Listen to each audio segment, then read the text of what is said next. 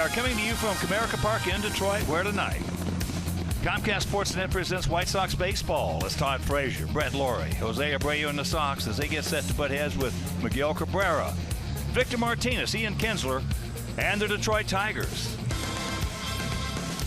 Hi, everybody, and welcome. I'm Ken Harrelson with Steve Stone as we get set to bring you the first of this three-game set. And what will be the seventh is what's turned into a nine-game road trip. As you know, we're coming out of New York. We had an off day yesterday, but we won 2 out of 3 there. We lost the first game 1-0, won game 2 6-4, and then in 13 innings, a very exciting Matt Albers, and we won that game 2-1. But tonight, we're going to be facing a real stud right-handed lineup. There's no doubt that these guys can hit the ball. In fact, against right-handed pitching, they've done a lot better, but it's Carlos Rodon going to the mound, and he's got to deal with these guys from the right side. Victor Martinez was a switch hitter, but normally much better right-handed. Ian Kinsler, who's been terrific this year, and he's really tough at the top, and then the guy that just terrorizes everybody, Miguel Cabrera. So these 3 right-handed hitters are usually awfully good, and the numbers bear it out. As you can see, 337, 317. 310. You look at the home runs, the runs driven in. Ian Kinsler, 44 scored runs. It's almost unbelievable, but this team hitting from the right side, you can see they're awfully good. That again is mostly against right-handed pitchers. 6th in batting average, 1st in hits. Home runs, they're 2nd.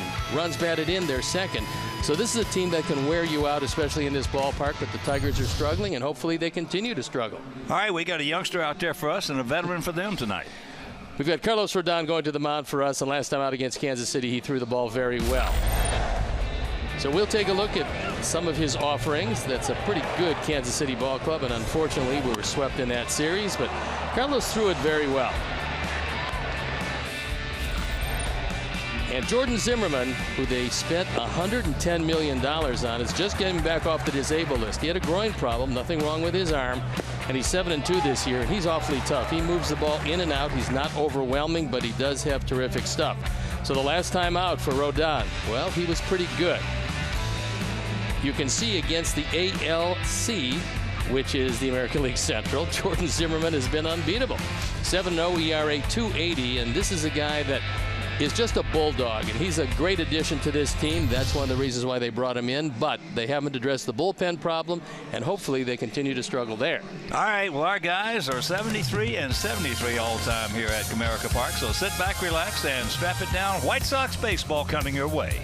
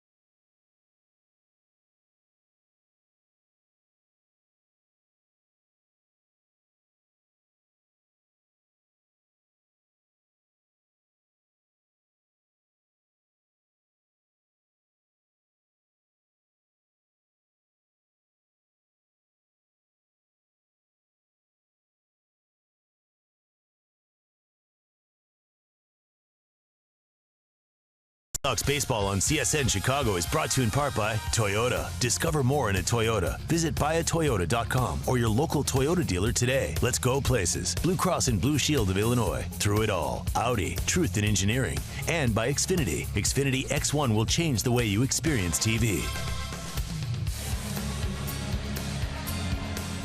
Back to Comerica Park in Detroit. It's an absolutely gorgeous evening for baseball as our Sox take on the Detroit Tigers.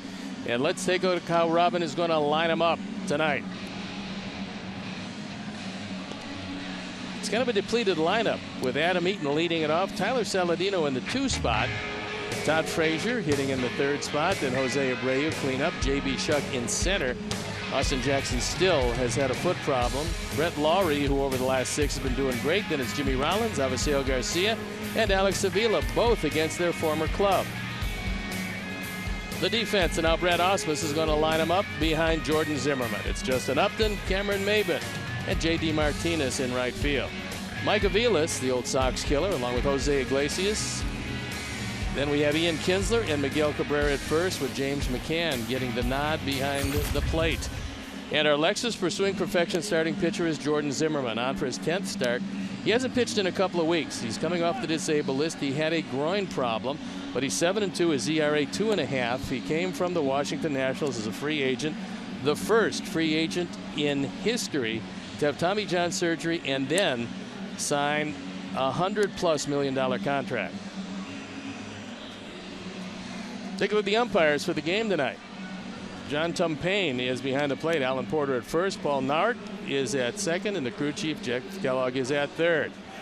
So they'll throw the ball around the infield. We've had a couple of gorgeous days in Detroit. And we're ready to play baseball. And that means that I'm ready to turn it over to my play-by-play partner, Ken Harrelson. Hi, Steve. Thank you. And once again, good evening, everyone, and welcome to White Sox baseball right here over Comcast Sportsnet. Before we show you our picks to click, you at home select yours. Adam Eaton. First pitch off the plate. And indeed it is just a lovely, lovely evening here in the Motor City, and that's out of play left side. And at the ballpark, 345 down the left field line, 330 down the right field line, 365 out there in right center, 370 out there in left center, and 420 dead away center field.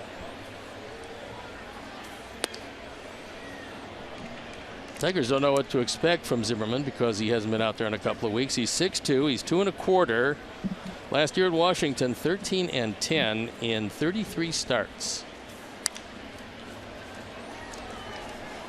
He's for the most part a 2-pitch pitcher.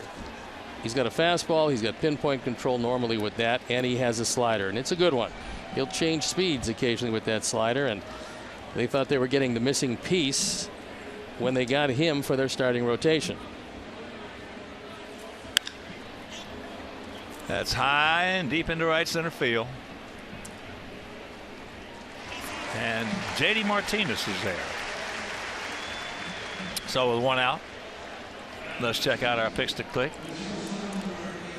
Jim Angio, John Walgren, Dave Ross, and the crew. Well, they're going to go with J.B. Shuck. Steve's going with Adam Eaton, David Novak, and all the great folks at Poogie Hyundai and Downers Grove, and we're going to go with Todd Frazier by request. Well, Todd Frazier, I talked with him before the game, and he said, look, he's not hitting a lot, but as long as he keeps hitting home runs, he's feeling okay about it. I think the Sox are feeling okay about it, too, when you factor in that defense and what he means to this team in the locker room and the dugout.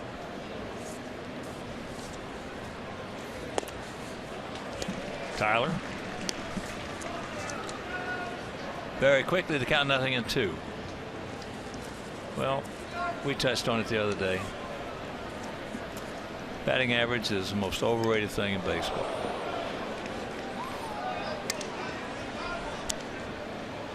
Well, you can get on, but if you don't have speed and you can't score, you've got somewhat of a problem. Is that one? Buzzes him high and tight. Just kind of a calling card here with the 0-2 count.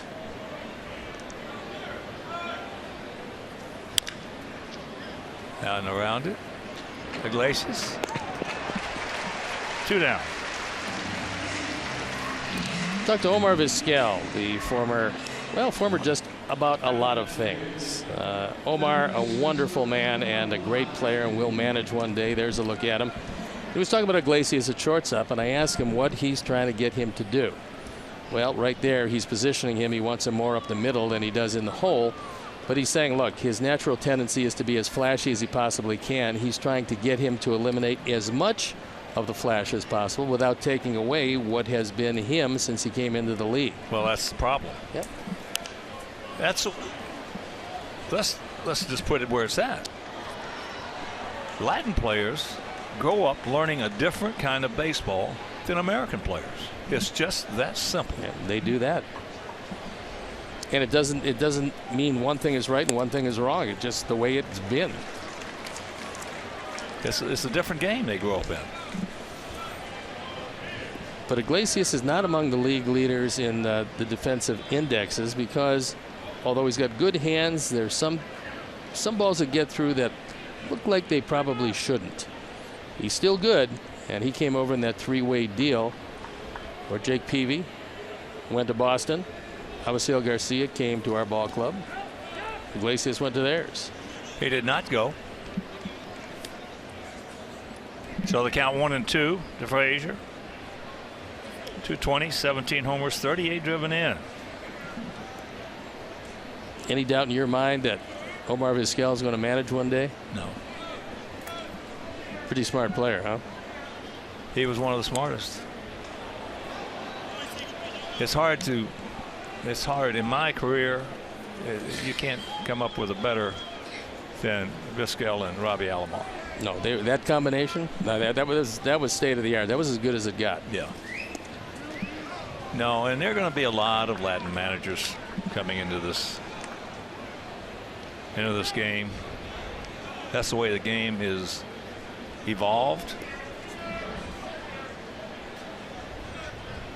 The guy that mystifies me that as he gets him, so that's a 1-2-3 inning, and after half inning of play, it's our guys nothing, and the Tigers, well, they're coming to bat.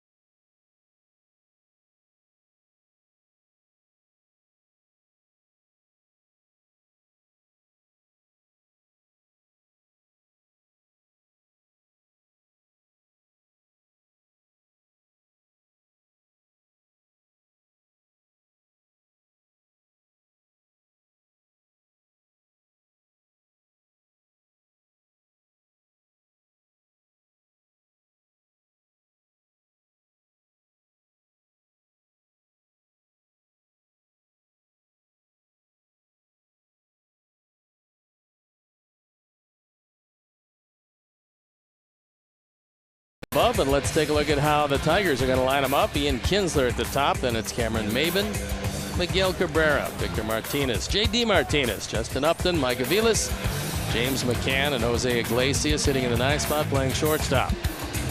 The defense, so now Robin is going to line them up. Javi Garcia in left, J.B. Shuck in center, Adam Eaton in right, and then it's Frazier, Saladino, Laurie, and Abreu in the infield, Alex Avila behind the plate. And our Lexus Pursuing Perfection starting pitcher is Carlos Rodon, looking for win number 3. Now, one name missing, Melky Cabrera is out of the lineup. He's gone on a family emergency leave. He'll be gone for 3 days, and that will leave things a bit short for Robin when he's looking for moves off the bench. That's the reason Garcia and Shuck playing in the same outfield, with Austin Jackson nursing that foot injury still. And here is Kinsler, takes first pitch strike. Having a big year for him. 317, 11 homers, 30 knocked in, scored a ton. He's just a good player. Has been a good player. One of the better fastball hitters in all of baseball, and calmed it down just a bit, but he's still one of the most aggressive hitters in baseball. I mean, you just saw him take 2 pitches, which you probably won't see the rest of the night. The first 2 pitches of the at bat, unless they're over his head or in the dirt. And that is just foul. Just foul. Kinsler's been good for a long time, and they got him from Texas, and it was an interesting deal because the principal, Prince Fielder, went to Texas. It opened the first base position. Miguel Cabrera slid over to first base, which is why they wanted to trade Prince. They got Kinsler in return. It helped out both ball clubs, and Kinsler's been terrific for Detroit.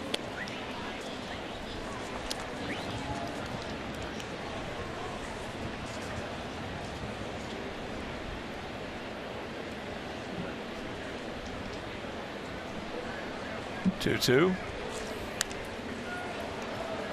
That time swung, the bat fell out of his hands. Kinsler's one of the few guys in this lineup, and that's one of the reasons why the Tigers have had some problems. He's one of the few guys who can run. See him foul it off, and the bat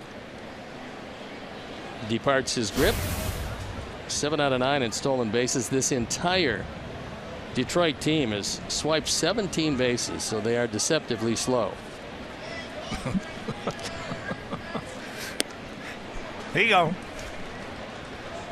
Deceptively slow. Yeah, I mean, you have some guys who you think can run, and then at the end they really can't. And that's a good way to start it off, keeping their premier base stealer off base. And that was a backdoor slider. And he got it by Kinsler. So here's Maben, Cameron Maben. Last year with Atlanta, hit .267, 10 homers, and drove in 59. Former #1 pick of these Tigers. Maben has had a number of opportunities in a number of different places and just has not put it together yet. Off to a very good start here in Detroit.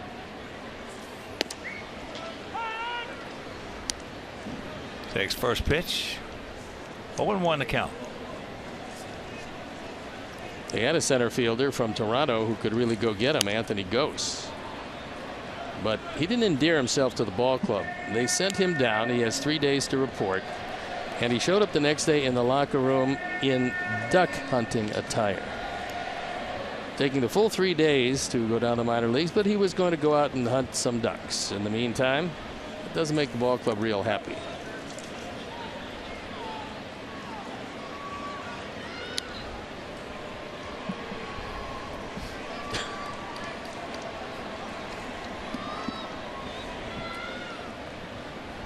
Big gap out there in left center.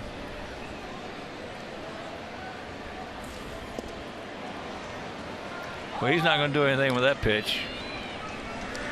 A good hard slider. That was the back foot slider, low and in, and Maben, despite hitting over 400, he's not hitting him on good hard sliders low and in. That's what's going to make Carlos Rodon an exceptional pitcher.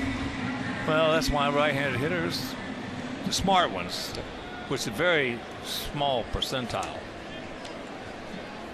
will learn to back off the plate on that slider. That's exactly what Keith Hernandez told us from the left side, why he backed off the plate against right-hand pitchers. That's exactly right.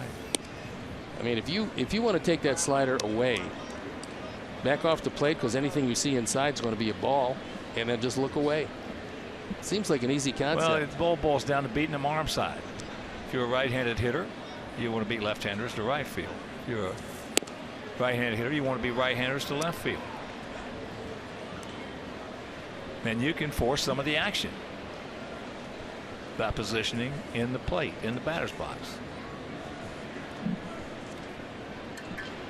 Cabrera hitting at .310, 12 homers, 32 knocked in. This man's hit 420 home runs. He's a .321 lifetime hitter. Last year hit .338, 18 homers, and drove in 76. So the last 17 home games, geez, it almost looks like he's getting the signs. I'm sure that he's not, because that would be against the rules, but hitting .500 over 17 games, that's pretty good. The oddity about the Tigers, by the way, is that they hit left-handers pretty well. They just don't beat them. They have the worst record in the major leagues against left-hand pitchers. And that's ball 4. All those numbers that I read you right there about Miguel Cabrera are very good, but still, in my opinion, not anywhere near where they should be. Oh, he's had a lot of leg injuries, and that's what I'm talking about. Yeah. The injuries. Yeah. If he had stayed healthy, he had a chance to be as good a hitter as we've ever seen. No, he's going to get healthier, and most likely he's going to get those numbers back up to where they should be. And later on in the game, I'm going to tell you a pretty good synopsis by Wally Joyner, their hitting coach, as pertains to Miguel Cabrera.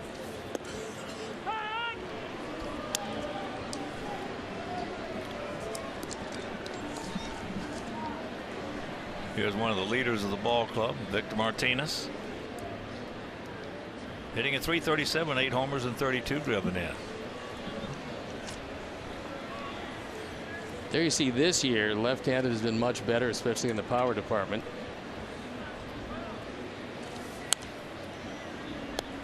But normally he is just really difficult from the right side. I mean, he can hit from both sides. The one thing that Victor can't do because of all of the leg problems is he cannot run a lick.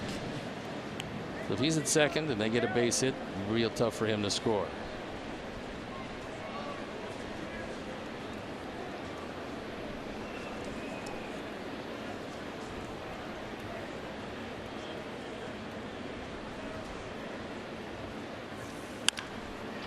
That hits the bag.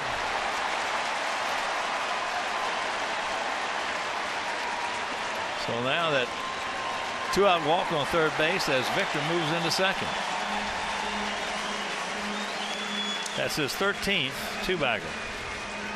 Actually, probably a good thing that it did hit the bag, because then it bounded off the stands on the side and bounded right to Avi. If this one gets down the line and rattles around in the corner, there's a very good chance that Cabrera is able to score. But you'll see it hits the sidewall, and then Avi gets it back in. Now you got to be careful with J.D. Martinez. He's a big run producer. Hit 38 homers and drove in 102 last season.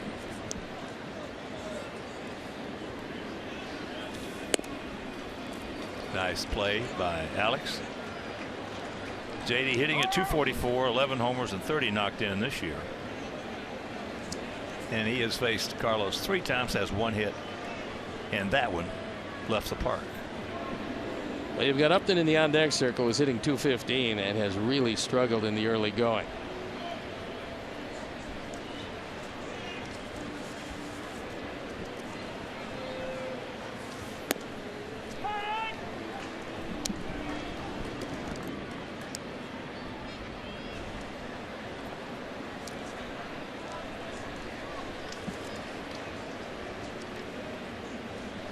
Last 2.5 years, one of the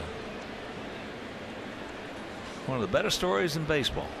J.D. Martinez. When I asked Wally Joyner about him, I said, what happened? He said, well, he didn't get along all that well with Bo Porter with Houston at the time, and they gave up on him. He said it was just too quick a release. But the big factor, he said, was he completely revamped his swing. He lowered his hands and he stood up straighter. He said with the hands held high, he couldn't catch up with pitches. Now lowering his hands, he said he became a completely different hitter, and Houston didn't have the opportunity to see him after the transition, but Detroit is ecstatic. They let him go.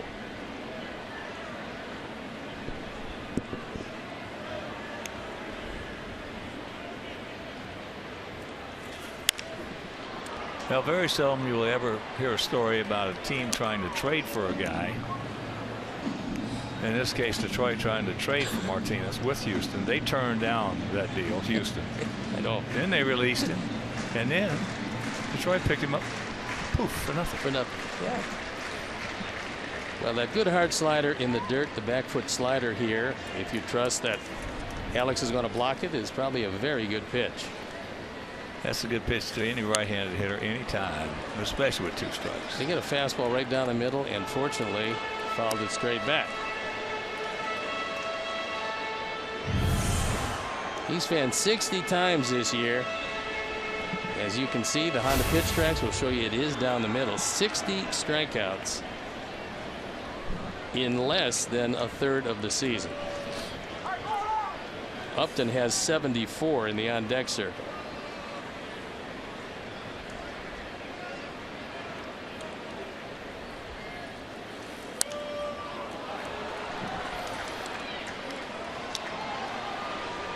Going to be a whole lot of pitches this inning because 25 forthcoming.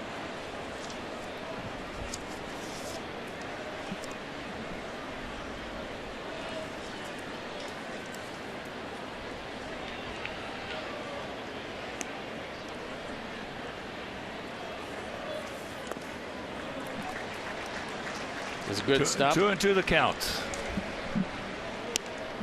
Alex did a nice job of making sure that Cabrera stayed 90 feet away from scoring the first run.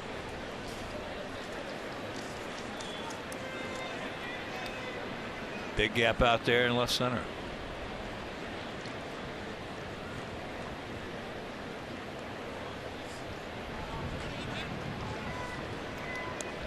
We've seen JD with just big power to right center field, which plays very well in this ballpark.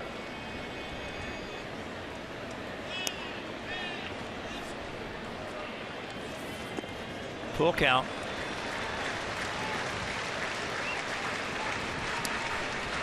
There's a look at Justin Upton. You can throw it 2-2. You can throw it 3-2.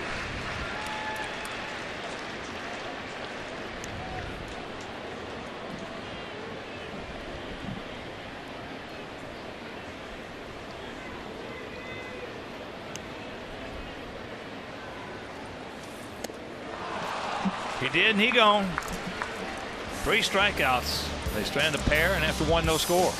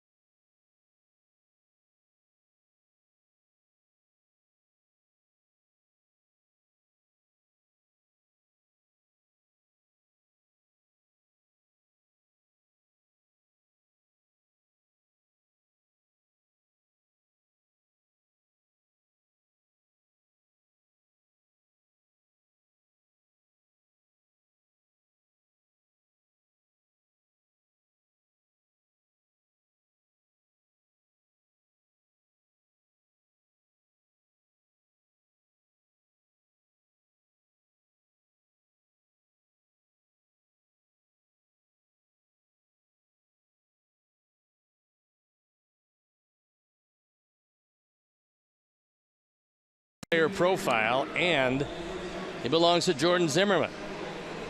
First season with the Tigers after signing that huge free agent contract.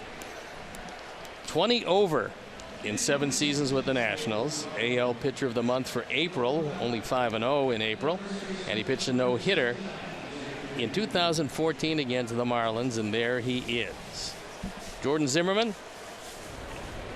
a big free agent acquisition, and he's been pretty good. He's 7-2 with a fine ERA. Here's Abreu. Jose trying to figure it out.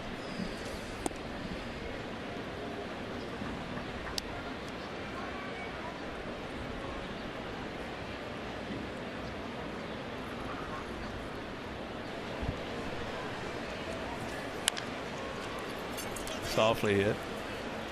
Very softly hit. Well, that was very close at first base as Abreu was hustling down there. It took a little bad hop at the end, but Kinsler stayed with it and just barely got him.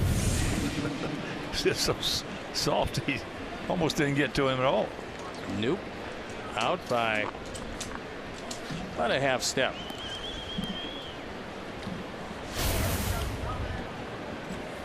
So here's Shuck.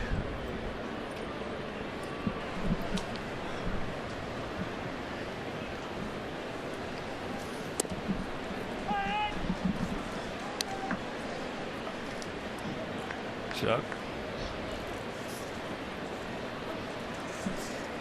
Hitting fifth behind Abreu. We were talking about Latin managers, though. One of the things that still mystifies me is that you got a lot of clubs. And first of all, as you've heard me say it many times, Steve, in private conversation, I'm very, very partial to Latins. I was as a player. There's a base hit. I was as a player and for 40 years as a broadcaster. But it just, you got a lot of clubs out there. You got a lot of Latin players, got a lot of talent. They're not doing well. And Ozzie Guillen's still not managing. That's amazing. No, but you'd have to believe that Ozzie will, and the man you're looking at, Omar Vizquel, is going to manage. Freddie Gonzalez, who I think was put in an untenable situation in Atlanta and is a good guy and he's a good manager. He's going to get another job. Davey Martinez. Yeah, and I think Dave has been in the running for just about every managerial job that's come along, and he's going to get one, the protege of Joe Madden. And I still believe somewhere along the line that Sandy Alomar, who's come in second more times than he would care to admit, will probably wind up getting a job. He's going to. Yeah. He's going to. There's some very, very smart baseball guys out there. And a lot of people don't realize that two of the most successful managers we've had in a long, long time, Lou Piniella and Tony La Russa, both were fluent in Spanish.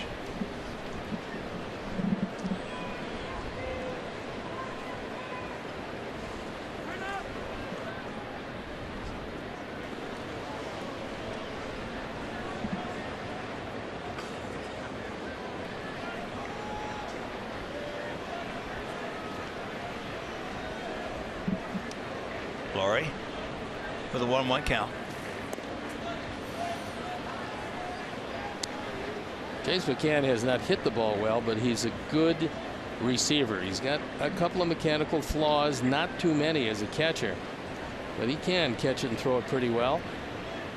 And he came up with an ankle injury in spring training, turned his ankle running to first base, and hasn't been the same as a hitter since. And if you're a catcher, you're putting a lot of pressure on that ankle, and I don't think that's helping him any. But we saw him last couple of years. He's been a very promising young catcher, and now he's pretty much got the job along with Jared Saltalamacchia.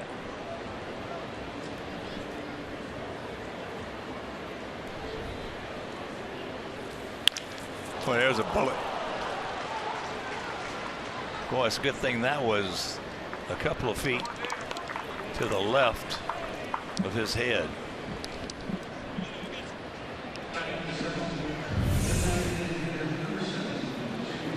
That one's right down the middle, and Brett takes it right back up the middle. So fortunately for Zimmerman, it was on the glove side and wasn't right at it.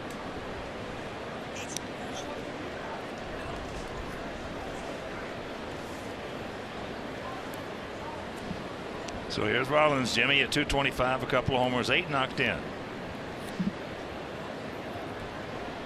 Zimmerman has tossed 7 double plays this year in his 35 opportunities, and that's way above league average. High. Foul ground.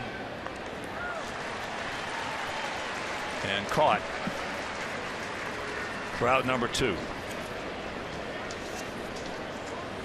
Sox fans, come out to Specialty Beer Night on Tuesday, June 28th in the patio area. The $45 ticket package Includes access to the tasting room from 5:40 until 7:30. Complimentary food in the patio and an outfield reserve game ticket. To purchase, visit whitesox.com/specialty.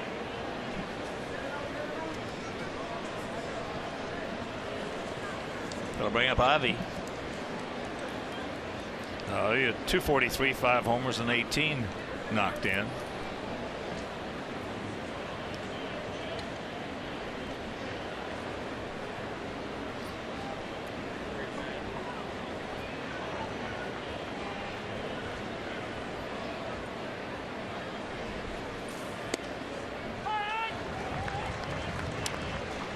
But Zimmerman gets to the wipeout situation. He goes to the slider.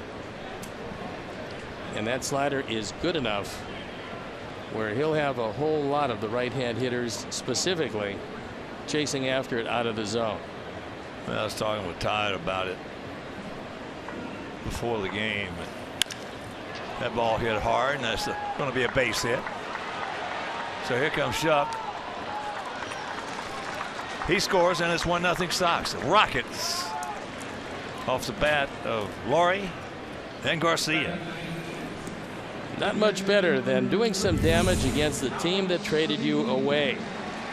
And that fastball was inner portion, took it right back up the middle. Maven is not the best of center fielders, does not have a great arm, realizing he has no play, but getting it to Iglesias, they just missed getting Laurie at second. It's a good thing they did because that tag was put on before the run scored. And Cabrera came over and gave Avi a big hug. They called Avi Little Miggy over here. He looked the same when he was with the Tigers. I mean, he's changed a little now, but when he was with the Tigers, that batting stance was the same. So here is Avila.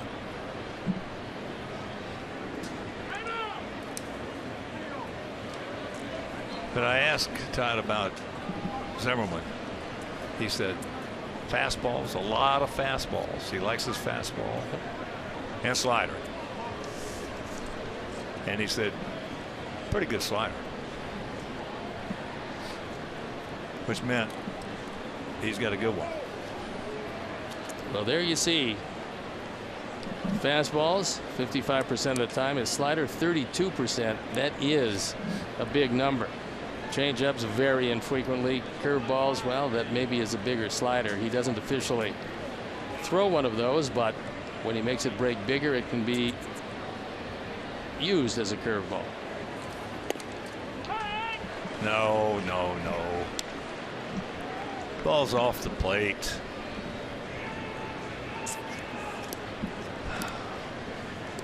Alex had a chance to meet with his dad. His dad now the general manager for these Tigers, served an apprenticeship under Dave Dombrowski. Now he's got the club.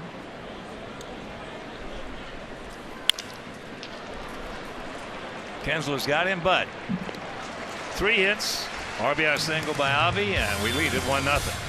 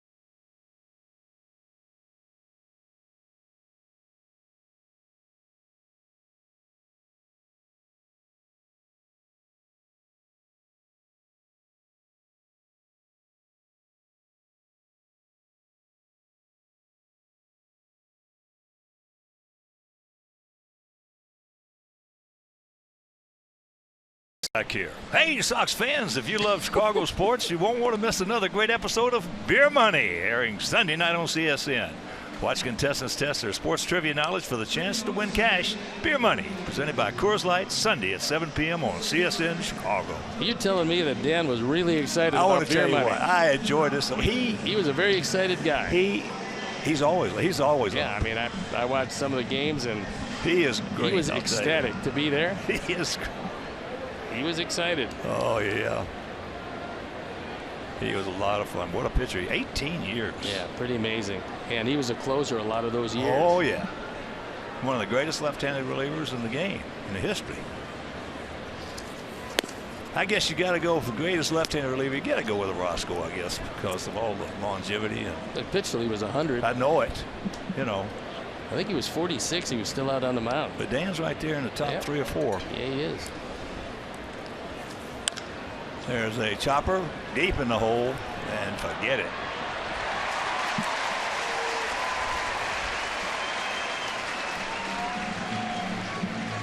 And aerial coverage brought to you by DirecTV. If you call yourself a sports fan, you got to get DirecTV. Call 1-800-DirecTV.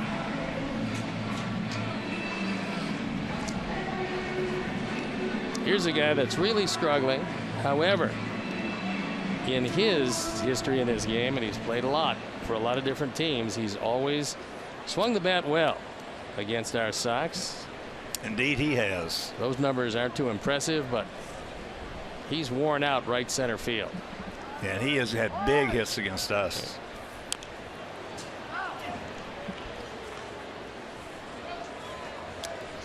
Big hits. Mikavilis. There you see the numbers against their Sox. 283 in 88 games, driven in 29 with 4 home runs. He's not a home run hitter, but he's had some very good moments. A lot with Kansas City. And now plying his trade with the Tigers. All right, boys, let's take. Oops. Still turned it. Rack him up. Well, it looked like Brett was kind of in between. He didn't exactly know if he should go to the bag or flip it to Saladino. So he's thinking about flipping it to Saladino, but as long as he's that close, and he steps right over Upton and gets the throw off. So it goes 4-3, not without an adventuresome play at second base. Which foot did you say McCann hurt? I don't know. But if he's having trouble hitting, you would have to think it would be the right foot. Yeah, exactly. Push off foot. Yeah.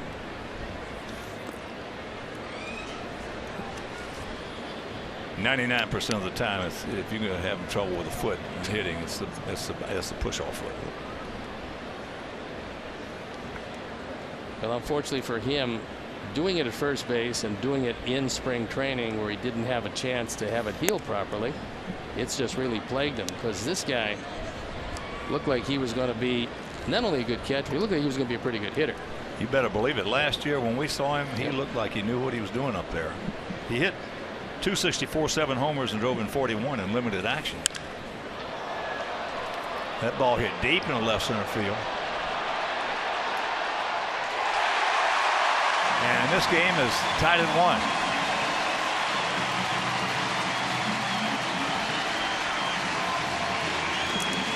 Unfortunately, the double play took place. This is the second home run of the year. He's now driven in 10.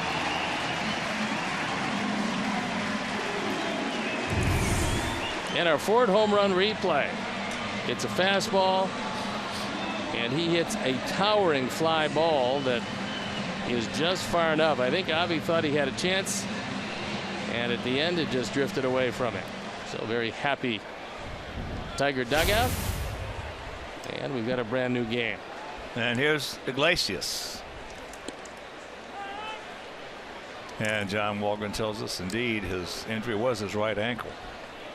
Well, if you take Salvador Perez out of the equation, McCann last year, and the times we saw him, looked just to be about as good as any young catcher in the league, because that's in the gap.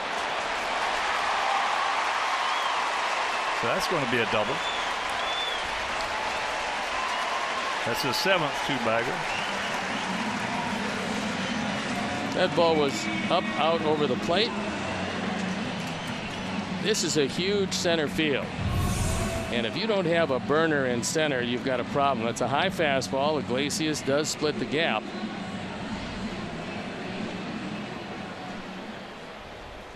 Austin said his turf toe is coming along. Well, let's hope that it's coming along quickly, because with this center field here, he'd be a handy man to have around. With this, with a center field anywhere, he's a good man to have around.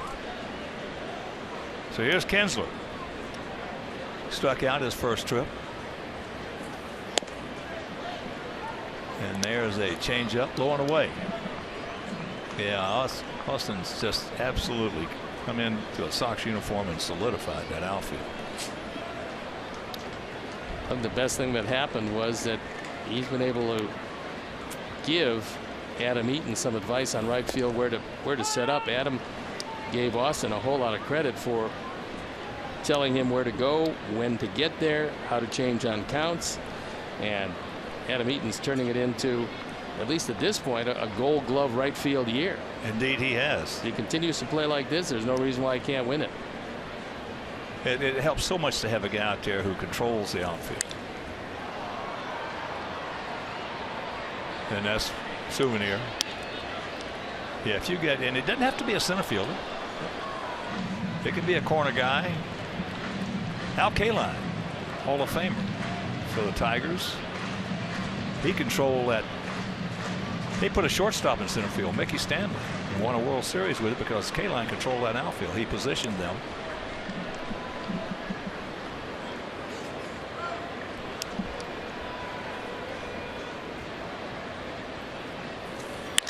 That ball hit hard. Stay in the air. Nope. And it is 2-1 Detroit. RBI number 31 for Kinsler.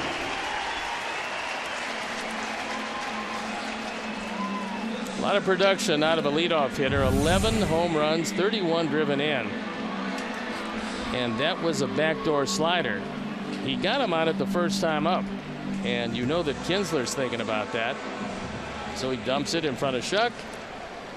And Iglesias breaks the tie.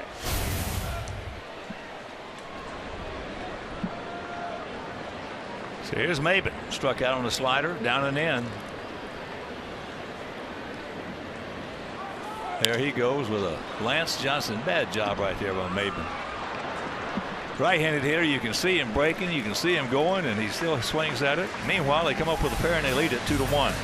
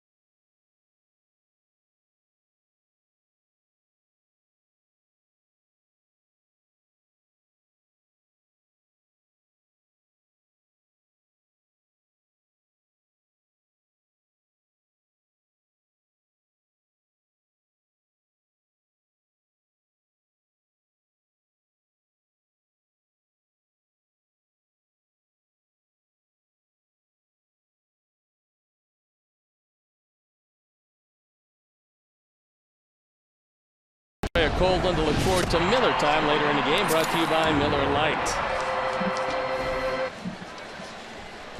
It's a 2-1 Tiger lead here in the top of the third inning, and it'll be the top of the order for us: Eaton, Saladino, and Frazier. Cleveland Indians did something last night you don't see often, and that was come back late against Kansas City, and Kansas City did not close with Wade Davis. That's one of the reasons why they were able to come back. They were down 2 runs. They scored 1 against Herrera and 2 against Soria, and Wade Davis was nowhere to be seen. So maybe it was just a day off. If there's anything wrong with Wade Davis, it evens things up a lot. Well, you and I both are going to give Kansas City the due that in the respect that they have earned, being within 1 out of 2 consecutive world championships. And until somebody knocks them off, you got to still consider them to be the favorites. I was talking with Carmen and Yurko this morning, and without those 2 guys, without Gordon and Moose Moustakas, I tell you, that lineup there, they're running out there right now, they're going to have a tough time beating us. Gordon's coming back, and Perez is coming back. Perez will be back before Gordon, but after a broken bone in your wrist, I mean, you have a hand injury as a hitter, they probably can't expect Gordon to come back close to what he was when he left. It takes about a year to get that strength back. I've broken my right hand 3 times, and it takes a year to get that strength back in it.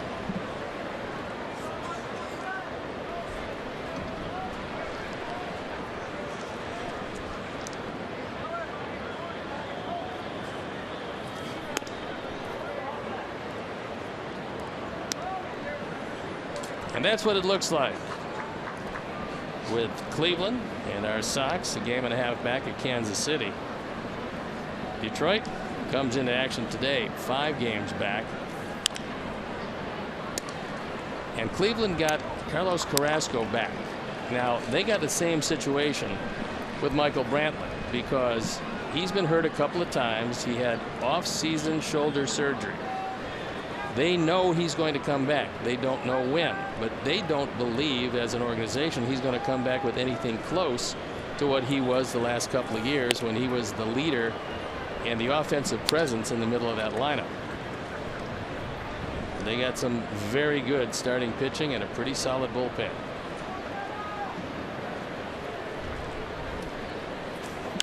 Bottom of the third in Cleveland, Royals and Indians tied at 1.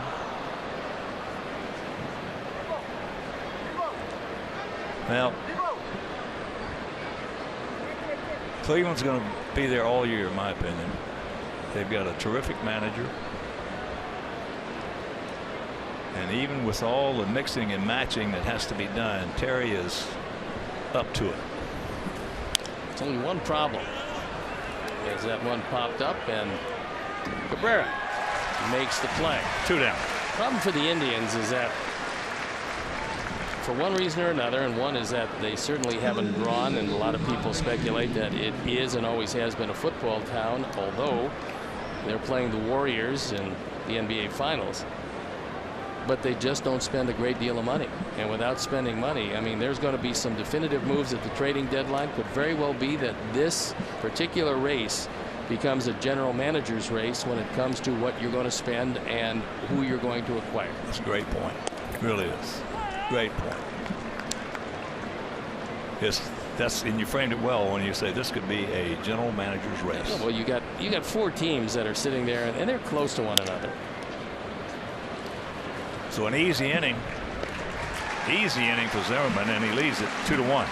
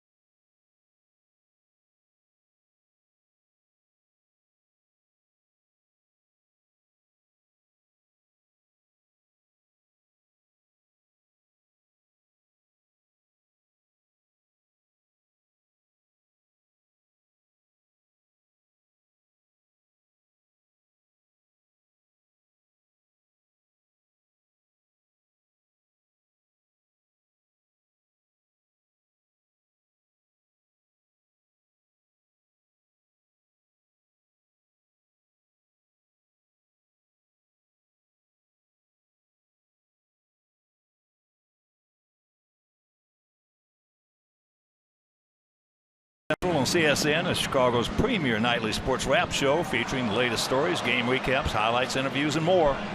White Sportsnet Central tonight after White Sox postgame live on CSN Chicago.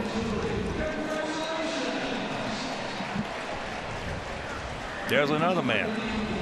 Had a little short period, but he'll get another chance. Well, that was entirely not of his doing. I mean, look, you get a chance to get Joe Maddon, and your ball club is on the edge of putting together something special. You go out and you get Joe Maddon. I mean, he became available.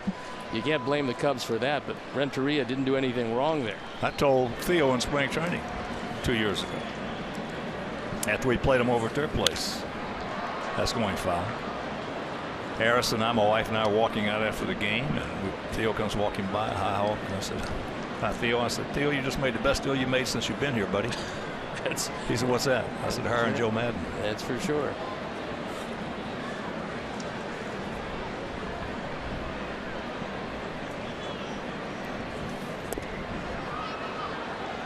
Cabrera walked his first trip. 2-5-0 for them, 1-3-0 for us. Cabrera can take the ball out any part of the ballpark.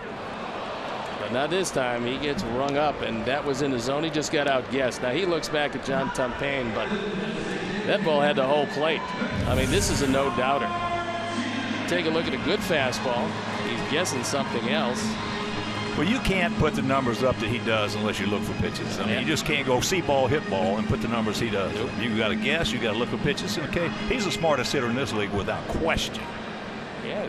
And I don't know anybody in the National League. I don't know them all over there, but I doubt if there's anybody over there smarter than Miguel Cabrera. Well, Alex Avila, he said something to Alex, and Alex said they had the whole plate. Here's Victor. He hit a bullet down the third base line for a double. Hit the bag, as a matter of fact, right on top of it.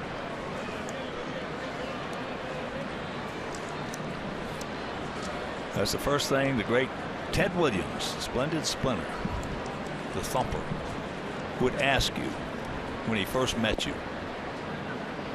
Do you look for pitches? And if you said no, he would absolutely eat you alive.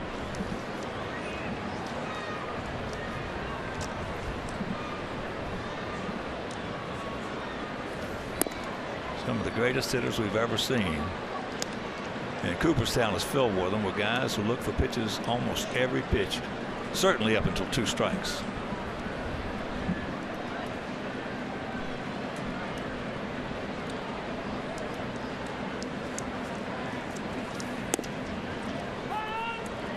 And it does 2 things.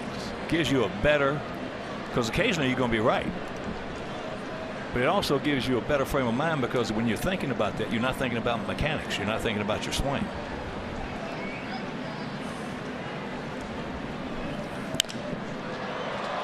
That's high and deep into right field. And it is 3-1.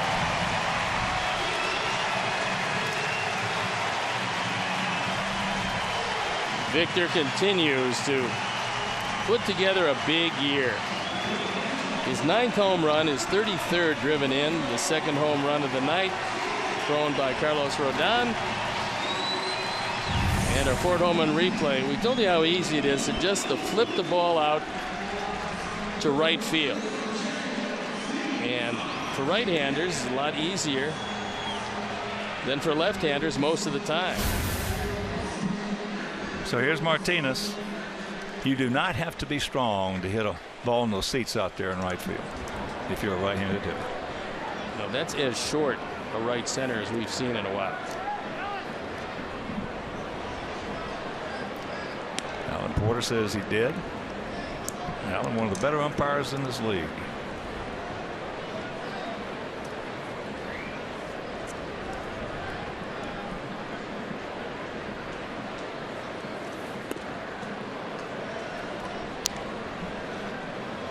Oh, 2 to JD. He struck out swinging on the slider.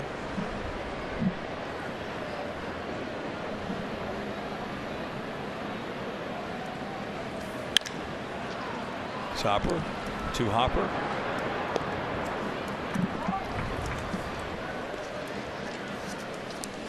Sox fans, join us on Sunday, June 26th at 1:10 as our Sox take on the Toronto Blue Jays. The first 5,000 girls ages 12 and under will receive a doll-sized White Sox t-shirt presented by American Girl.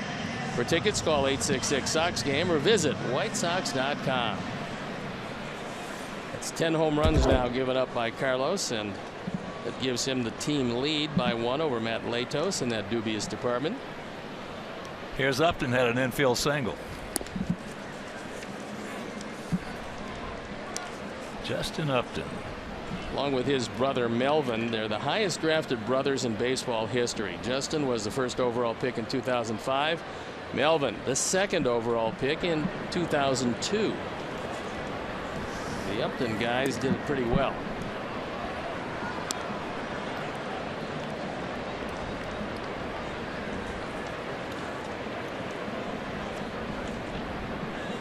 First of 3 if you're just tuning in. Here from Comerica Park. Tomorrow, Casale against Pelfrey. On Sunday, the finale of this series and this seemingly what has been a long, long road trip, Jose Quintana against Justin Verlander. Tomorrow's game will be right here on Comcast Sportsnet and Sundays over WGN.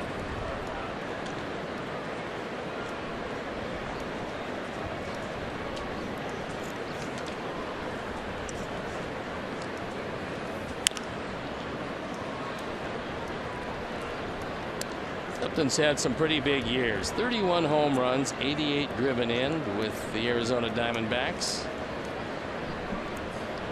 And he was the first player chosen in the draft we talked about by the Arizona Diamondbacks. Moved to San Diego last year. He's driven in 100 runs just 1 time with Atlanta in 2014. That's high and deep in the left center field. But we got a man there. So they're teeing off a little bit on Carlos, and they lead it 3-1.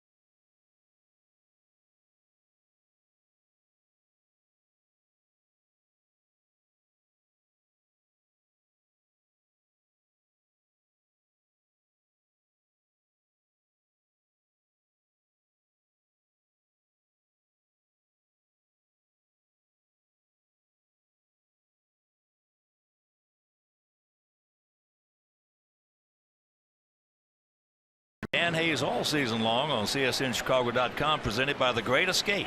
Pools, patio furniture, hot tubs, and more. Escape your everyday. Shop The Great Escape.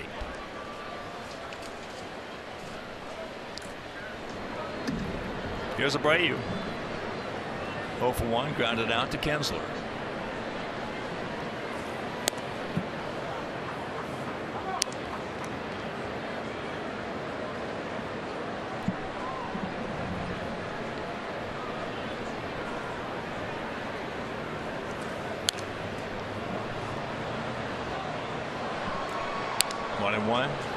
So Jordan Zimmerman out of Auburndale, Wisconsin. A lot of room to work with in center field here. 420 to straightaway center.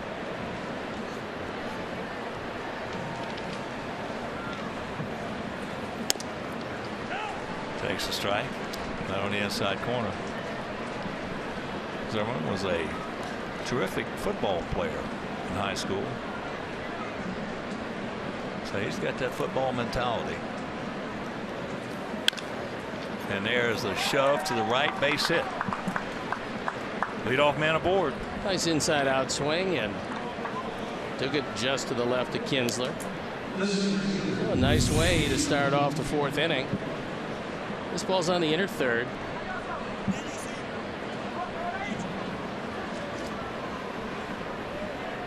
And a good chance now. The last time this part of the order hit in the 2nd, they came up with 3 hits and the only run. Shot. Singled into left field.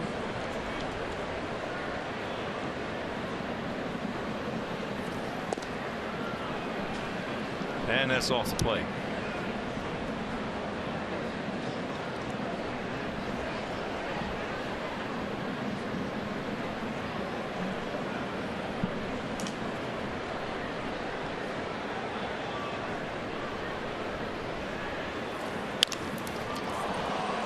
Man. That's a hang with him right there for Shuck.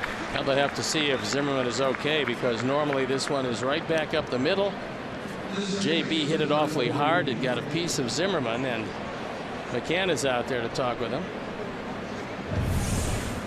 It goes 1-6-4. Boy, that's probably at the very least 2 on, maybe runners at first and third, depending on just how quickly Maben would have gotten to it. But a good play by Iglesias. Indeed it was. And a tough break for us. So here's Brett. Laurie hit a rocket right back through the middle for a base hit in the 2nd.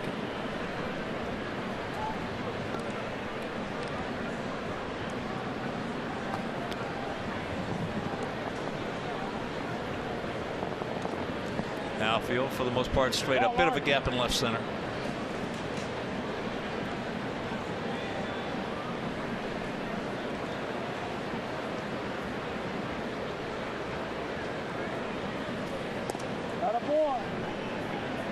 Catch a break there.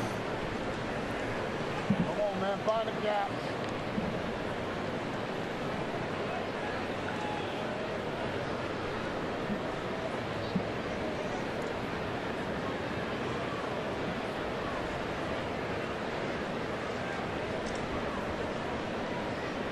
First at 30.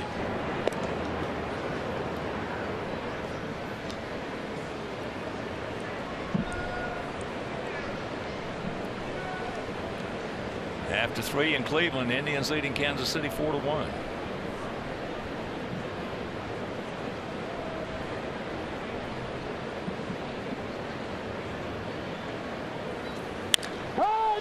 Stay fair. It won't. Yeah, just got ahead a little too quickly. That was right down the middle. That was a slider that didn't slide. And sliders, just like curveballs, can hang, and when they do, just like curveballs, they're hit hard. Unfortunately, Brett get out in front.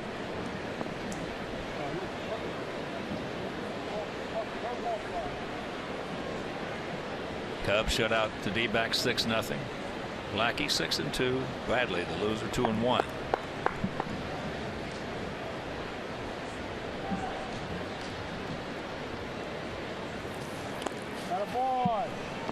Nice stop by McCann, then looked to first base, but Shuck wasn't that far off the bag. D-backs now 24-33. Cubs 38-15. Cubs off to a magnificent start, and that starting rotation has been close to unhittable. They lead all the baseball in ERA.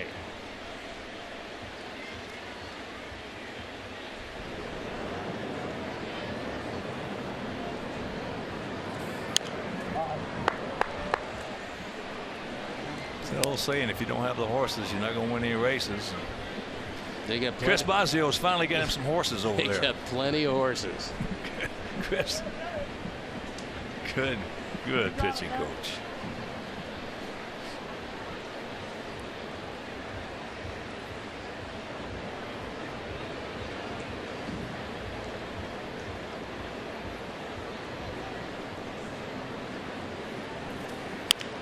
Getting a hole.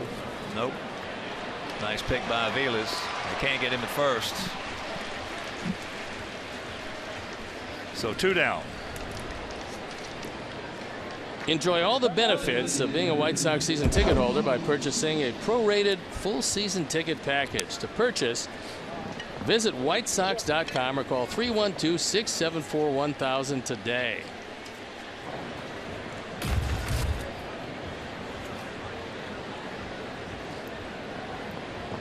So here's Jimmy. He fouled out to Kinsler. Marlins now 8 for 36 lifetime off Jordan Zimmerman. And of the 8 hits, 6 of them stayed in the park.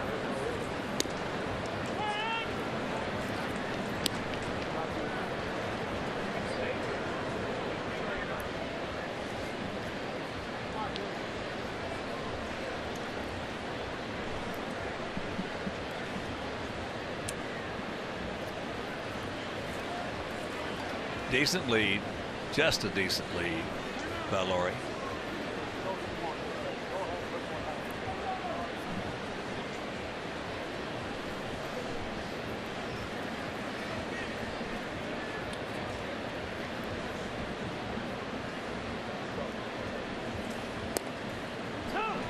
Drops a hook on it.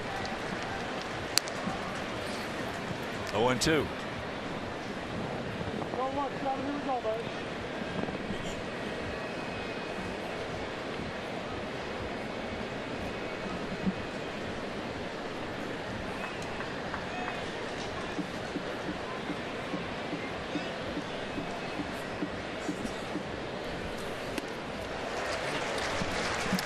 Got him. We'll go to the bottom of the 4th inning, trailing by 2.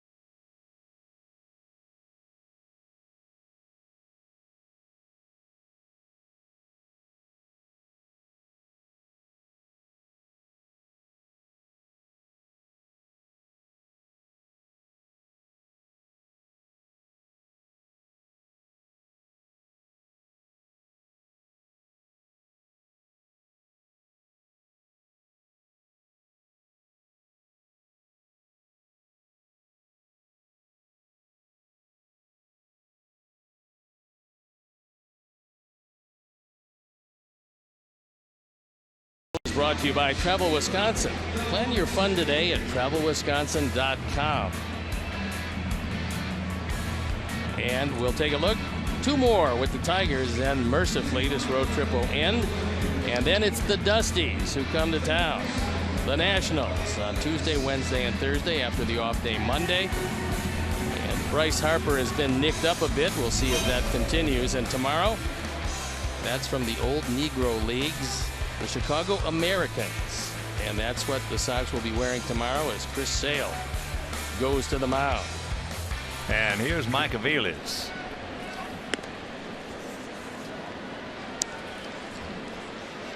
Mike hit the ball hard, but it went into a 4-3 double play.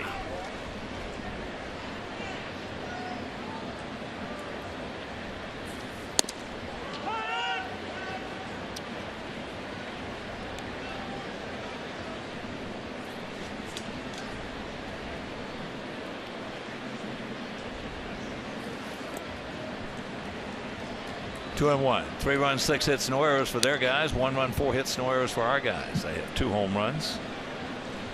1 by McCann and 1 by Victor Martinez.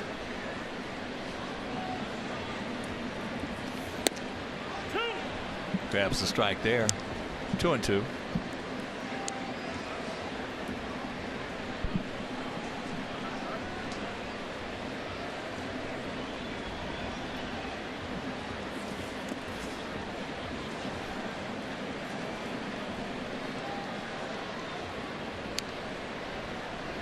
Talked with Alex before the game today, and his daughter had a chance to see her grandfather, but that was yesterday, and the Yankees were in town for a makeup game, so Alex did not have a chance to see his dad, Al Avila.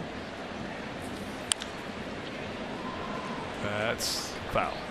Al is the executive vice president of baseball operations and general manager, and served his apprenticeship under Dave Dombrowski.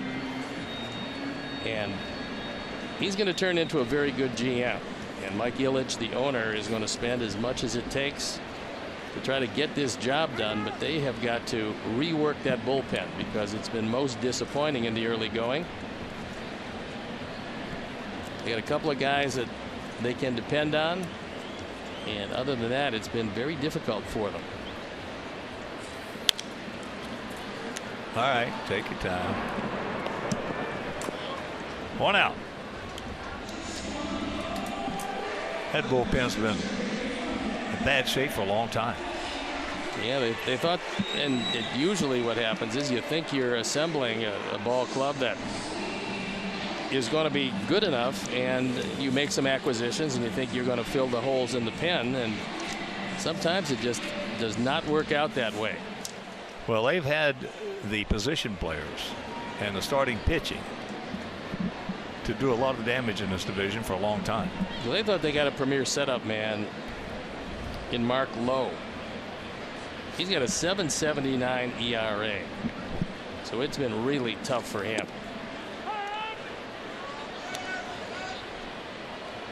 If they had had a good bullpen, yeah, it would have been a different story in the American League Central for a few years.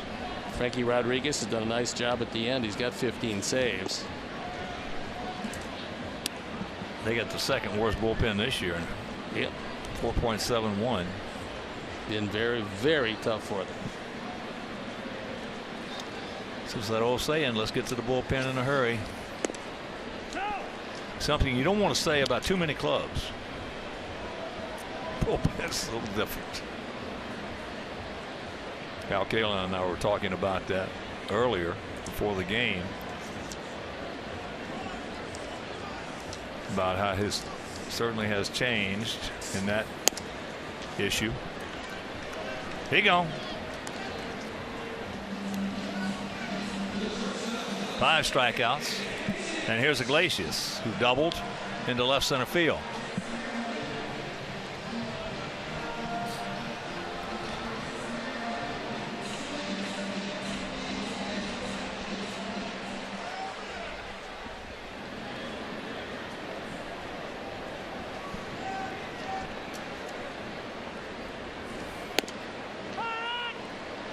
First pitch strike. There he is, number 6.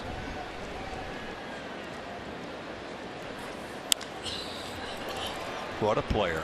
What a player. So that's into right field. So a nice 1-2-3 inning. He needed that. And we're into the 5th, trailing 3-1.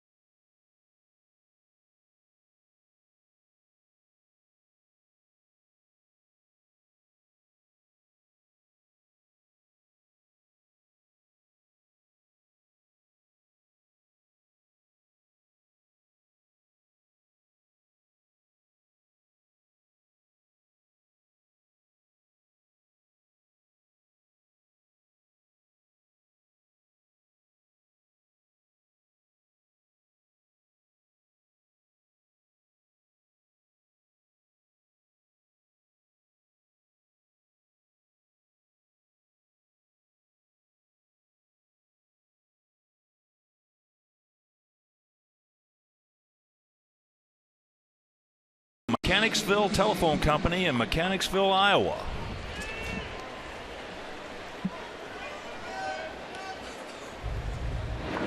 In the second inning, this ball into center field, and first run scores, and with that first White Sox run, eClick Lending will donate $100 to the Pat Tillman Foundation, supporting military veterans and their families.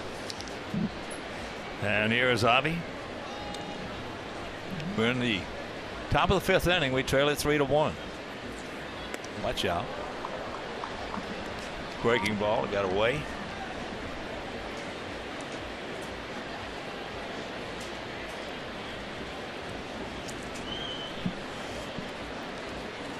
First time Zimmerman has been out there in a while with that groin issue. Yeah, there really isn't any restrictions on him tonight as far as pitches are concerned, but when you haven't thrown in a couple weeks, you wonder just how long he's going to be there. He's used to going deep into games, and they've had bullpen problems, so you would think he'd be around for a bit. Softly hit up the middle.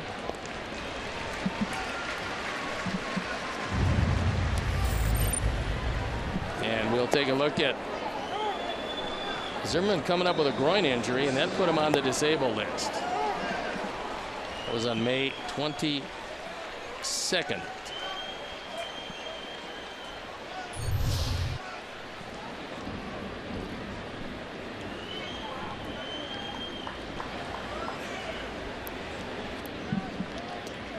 So here is Alex, grounded out to Kinsler as they put the shift on.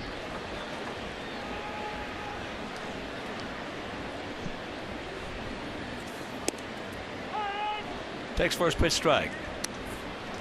Not a bad crowd on hand. They're averaging 29,291.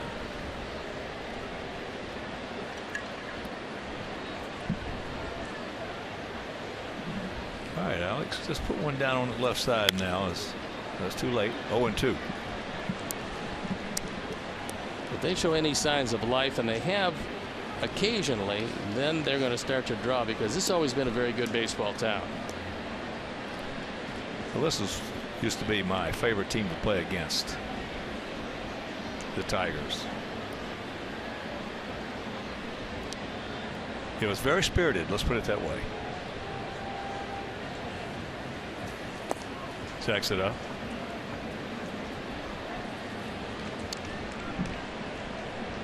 There is Al on the left, the general manager, and Alex on the right, the catcher. Spent a lot of time in that Tiger uniform.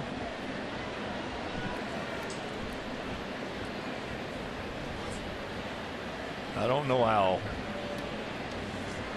but I've gotten to know Alex, and I'll tell you, he is a perfect gentleman. Absolutely. Which is a credit to his parents. I met his wife and daughter today. Cute little girl. And they're enjoying their stay in Detroit with the off day yesterday. Full count. There you look at what he did with the Tigers. Not bad. .242 batting average. Had at least 4 concussions that they know of, possibly more. He got beat up a lot. Oh, it was crazy. I mean, it was insane the way against us. That's the only way we know it. I'm sure we weren't the only team, but against us, it was just ridiculous how many shots he got off the face mask, off the shoulder, off the cup, everywhere. I talked to Jim Price, the radio analyst, former catcher for the Tigers. Been here a long time, and he said that Alex just took a terrific beating when he was in that Tiger uniform. And there's a look at Jim Price. Now, he just got a haircut. This is a man. I like it. This is a man that grows hair very well. Always has, but just got a short haircut today. And get that youthful look. He was a very good catcher. Well, he was on that '68 Detroit team that he says was the best Tiger team ever. Well, I played against that team. As he got him, 2 down. But that '68 Tiger team that won the World Championship, Mickey Lolich winning 3 games in that series against the Cardinals, also hitting a home run, first one he ever hit. Outdueling Bob Gibson. Mickey Lolich, one of the greatest left-handers I ever faced, starters. I mean, he just wore me out with that slider down and in and painting the outside corner with that good sneaky low fastball. That was the year that Denny McLain became the last pitcher ever to win 30 games in a season. Won 31 games. He beat us at Fenway Park when I was with Boston for his 25th. And Sandy Koufax was there, and he was going to be doing the game the next day for one of the networks. And we had dinner. He asked if I'd have some dinner with him after the game on Friday night. Sure. And we talked, and we were talking about that. He said that one inning that he struck out Dalton Jones, Yastrzemski, and myself for the bases loaded and nobody out was one of the greatest innings pitched that Sandy had ever seen. He got Dalton Jones on 3 straight high fastballs. He got Carl Owen 2 on 2 high fastballs, foul one back, threw him another high fastball, struck him out. 7 straight fastballs. Now I'm coming up, bases loaded, 2 out. I'm looking for the high fastball. He threw me 3 sliders on the block, and I just grabbed some bench. Never swung the bat, never took it off my shoulder. Pretty good one too that year, McLain and Lolich. Well, McLain had 26 complete games that year, as that's into Maben territory, and that'll retire the side. We're halfway home. We trail it 3-1.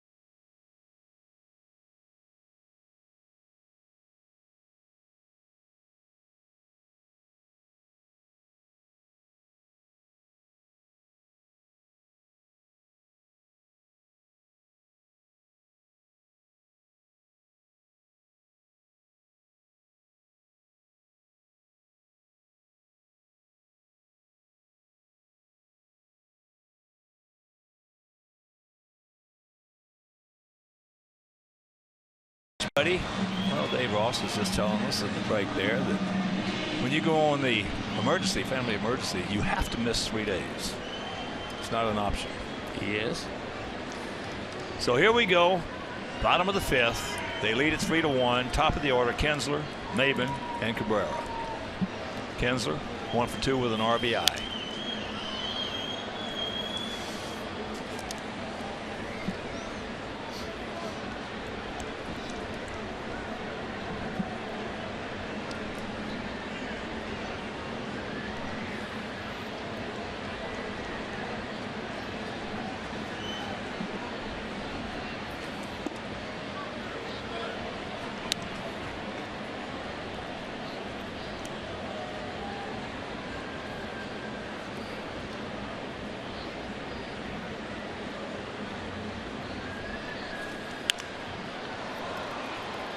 High.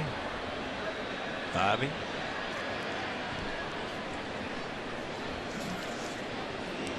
Visit participating Chicagoland Great Clips Salon by June 10th for the Great Clips Summer Sweepstakes. The grand prize winner throws out the first pitch at Mullet Night on Friday, June 24th, plus White Sox tickets and a pregame patio party. So, Great Clips. It's going to be great. Purchase your tickets today at whitesox.com or call 866-SOX-GAME. So here's Maben. Struck out and grounded out to Saladino at short.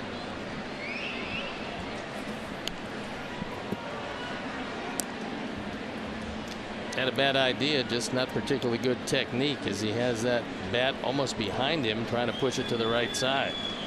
With the left-hander on the mound, it's a great idea if you can push it right at the second baseman or make the first baseman come wide of the bag. That's into short center field.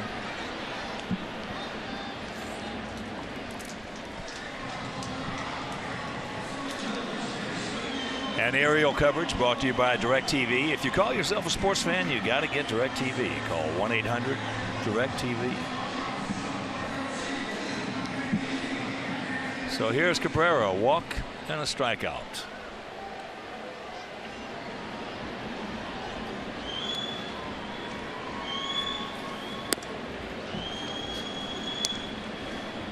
Wally Joyner says that he's got the eye of a man who draws a lot of walks. He's got the ability to put the ball in play and move it all over like a guy who's a ping hitter and a high average hitter. He has tremendous strength, which is a combination that makes him as good as there is in the game. He says you find other guys that have parts of what he has, but very few guys have that combination together. High pop-up. And another nice 1-2-3 innings. Retired the last 8 in a row, but Tigers lead it 3-1.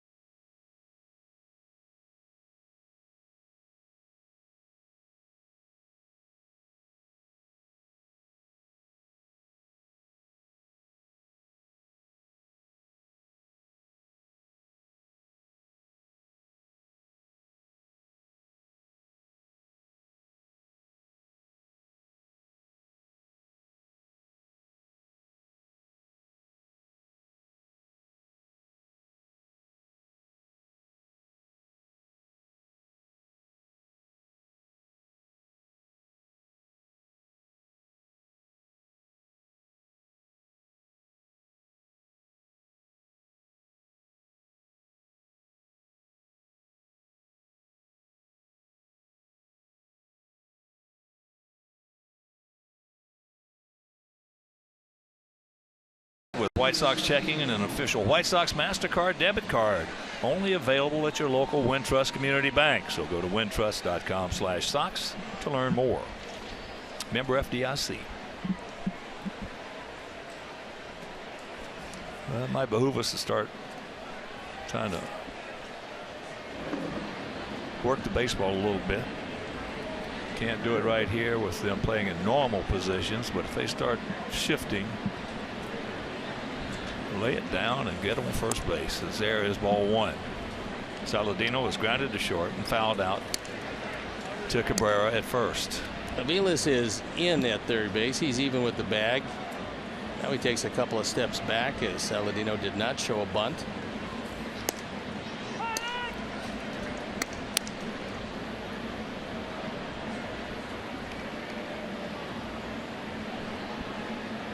Since May 6th, things have been going pretty well, hitting .320.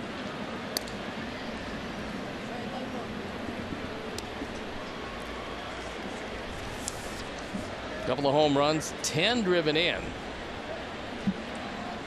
and scoring 8, including this evening where he has not done anything.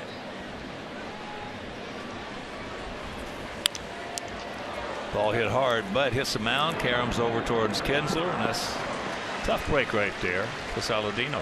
1 out. Now the Sox come in at 16-13 on the road.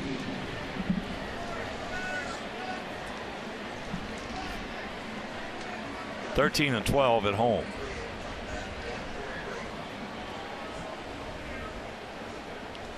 Now they're going out there and they're talking with Zimmerman. It is a 1-4-3 put out.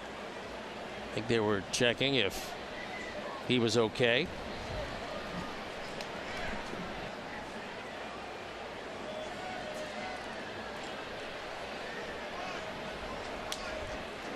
So here's Frazier, a strikeout and a ground out to short.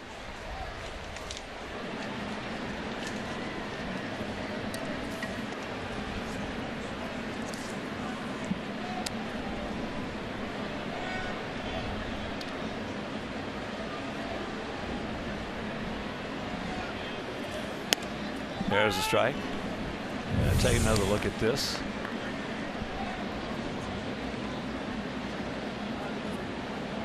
Yeah, it got off the. Oh, it got off the. No, got him off the wrist. So 1-4-3.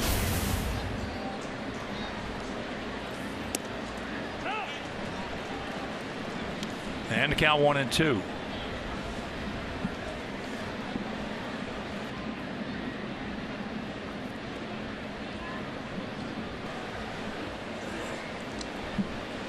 Those 16 road wins for our Sox are the second best in the American League.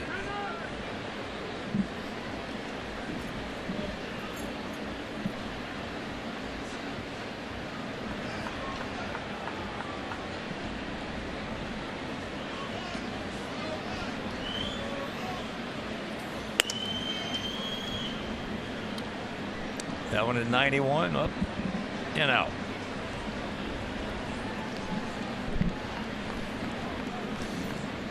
What little wind there is blowing straight in from left center field, but it's not really affecting too much of anything. Full count. Here you see a beautiful ballpark with all kinds of room in the outfield.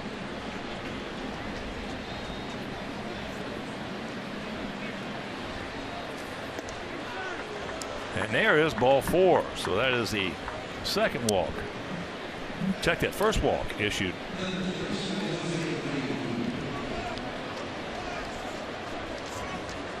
As part of Sox Serve Week, the White Sox wives and White Sox Volunteer Corps are celebrating Southpaw's birthday. Bring a new unwrapped toy on Sunday, June 12th to drop off at locations at U.S. Cellular Field, and $10 cash donations are also accepted. So help Southpaw celebrate his birthday and do something good at the ballpark. Here's Abreu. He's 1 for 2. Grounded to second and then hit a single in the hole between first and second.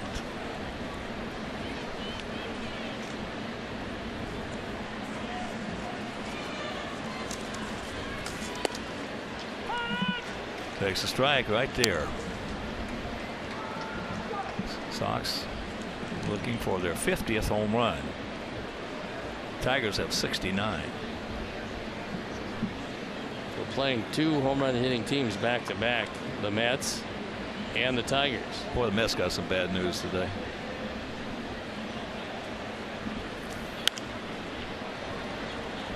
David Wright's going to miss 6 to 8 weeks with that neck issue.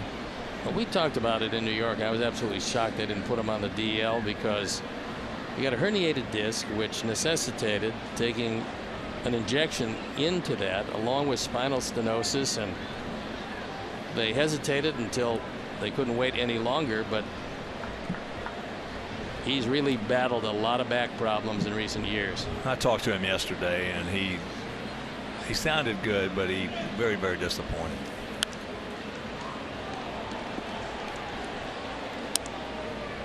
He is the face of that franchise and one hell of a player. Yeah, and along with Lucas Duda being out, that's 2 bats out of the lineup that really hurt the offense. And if they're going to get it done, they're going to have to do it on exceptional starting pitching, because they've got a wonderful rotation. Yeah, they can pitch it. Yeah, they can.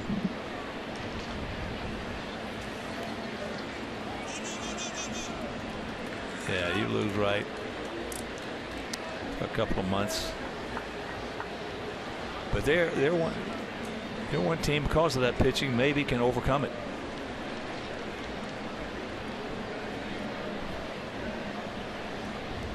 Be a little tougher in the American League, where you got to score more runs.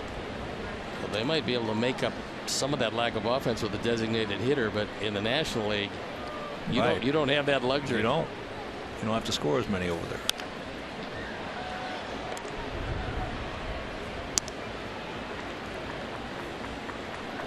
The pen up and going. It's Alex Wilson, who has actually done a nice job for them, as Zimmerman will deliver his 87th pitch.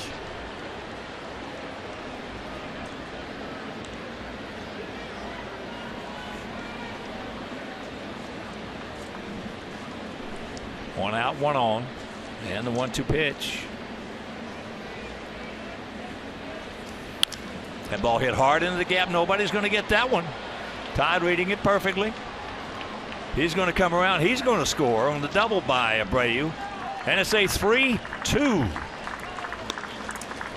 Tiger lead. It's RBI number 29 and the second hit of the night for Jose, as he drills that ball into right center field. This isn't a bad pitch. It's out away from Jose, but he gets every bit of it. One hop the scoreboard, and Todd Frazier, with a good read, scores easily. Yeah, Todd's one of the few guys we got on our team. He knows where those outfielders are. He's a good, solid base runner. He's a good, solid baseball player. Yep. Good baseball acumen.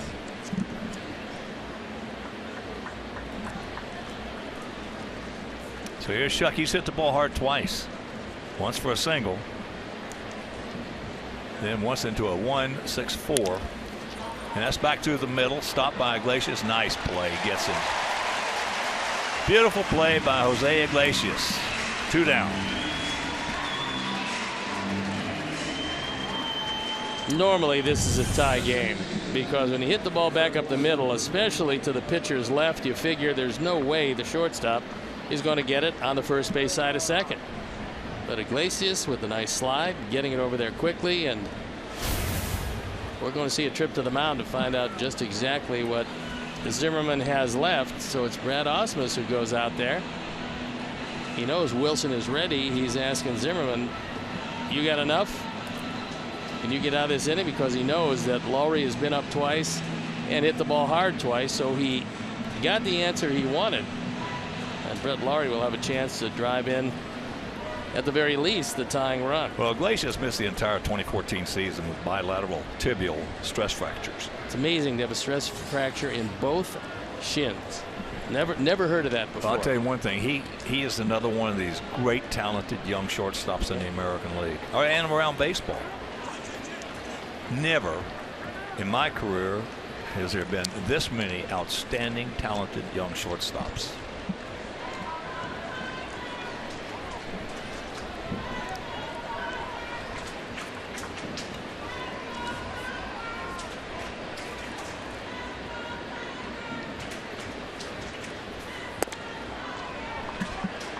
Close, didn't get it, and the count 2-0. Lowry almost dehorned Zimmerman with a rocket back to the middle in the second. And hit into a 5-4 fielder's choice. Pick him up, Brett. Well, this is pretty close to a pitch around, realizing that Lowry has swung the bat very well tonight against him. And he's handled Jimmy Rollins and kept him in the infield. Turn him loose right here, Robin.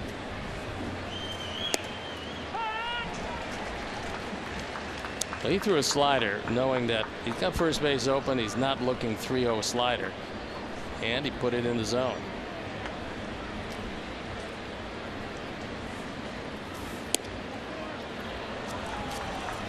That was absolutely a pitch around. Yeah.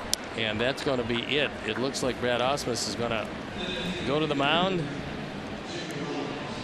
And he is going to make the change as Alex Wilson. Well, Zimmerman came in with some impressive numbers, 7-2 with a 2.52. Missed a couple of weeks with that groin problem, so I'm sure that Ausmus is very, very pleased with what he saw out there from that 30-year-old veteran right-hander. Well, he got 93 pitches, and now he'll walk out, and as he walks out, we'll step out and be back after these messages.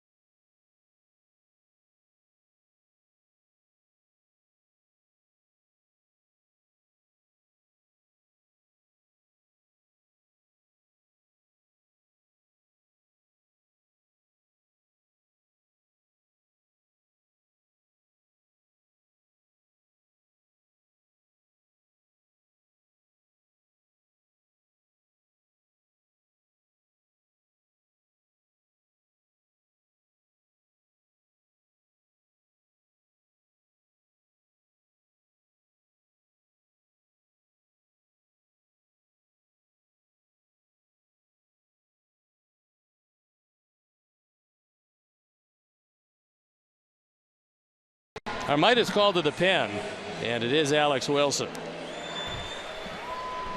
So he comes on.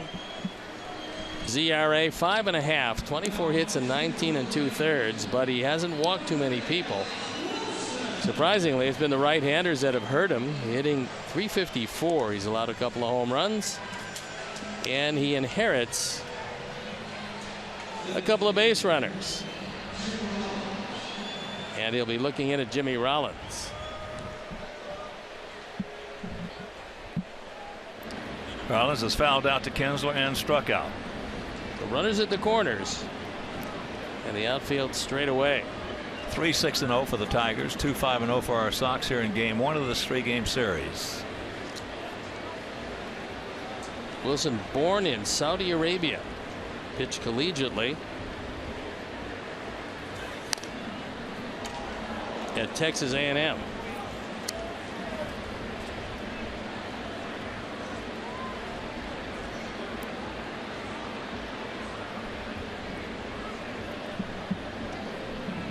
On 1 to count.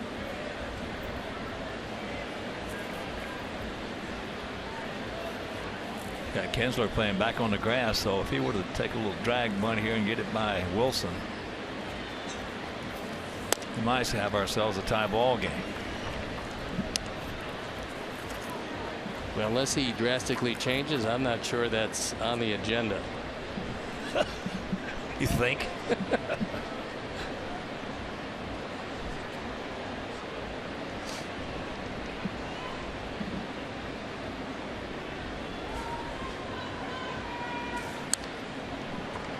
One and 2 the count. This is one of the few teams that does not shift on him, and now with 2 strikes they're moving Iglesias more up the middle, but They usually, against Jimmy Rollins, have 3 guys on the first base side of second. A little bigger lead now by Brett.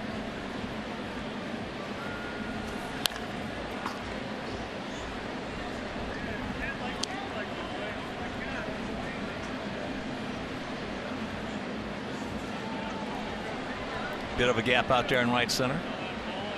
And a lot of room between J.D. Martinez and that right field line.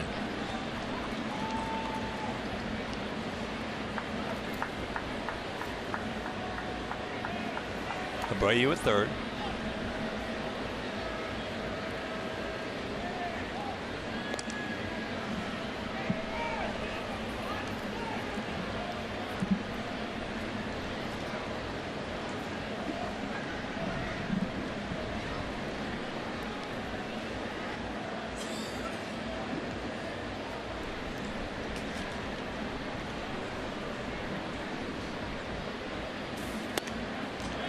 Checks it up 2-2.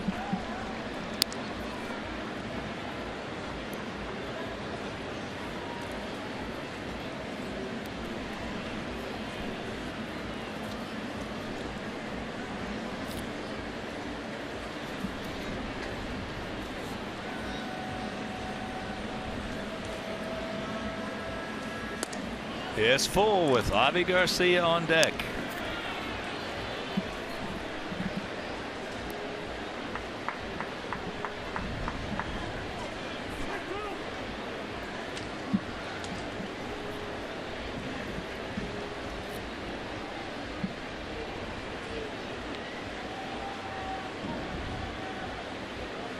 And the payoff. Got him. Good pitch. All right, we pick up one. 7th inning stretch. No, bottom of the 6th inning, I should say. We trail it 3-2.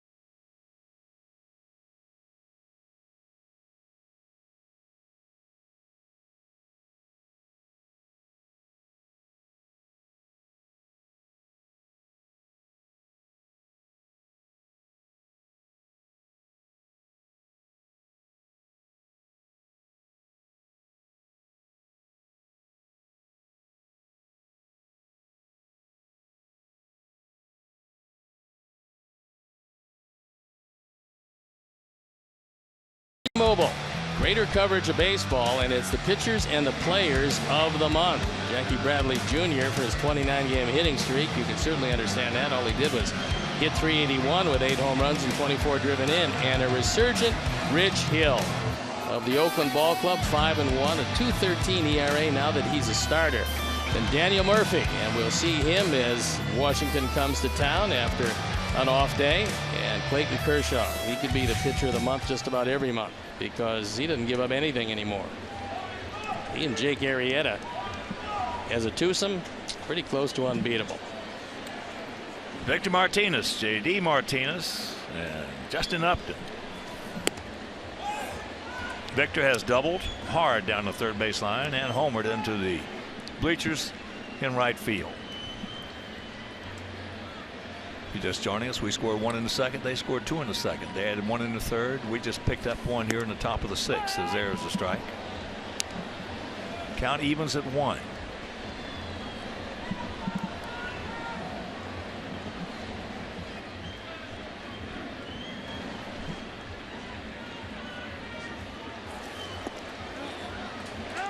He did not go.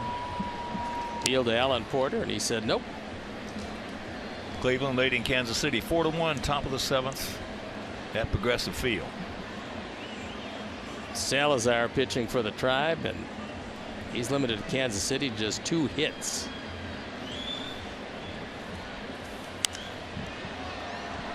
High pop up. Adam, a long way to go. He'll get there.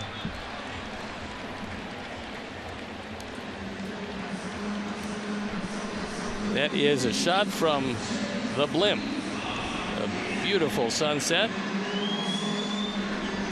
And that's another shot from the blimp. High above the ballpark.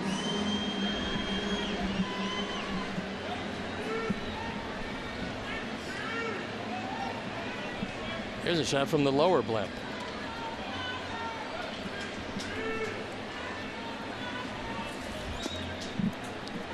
JD has struck out and grounded to short.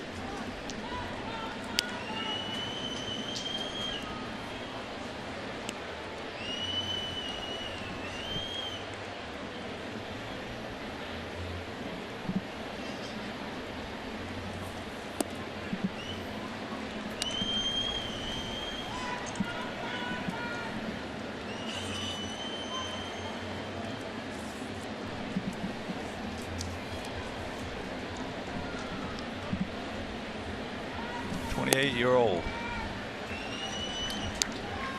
He certainly fit in that category between guy with some promise, 26 and 28. Come into your own, figure it out.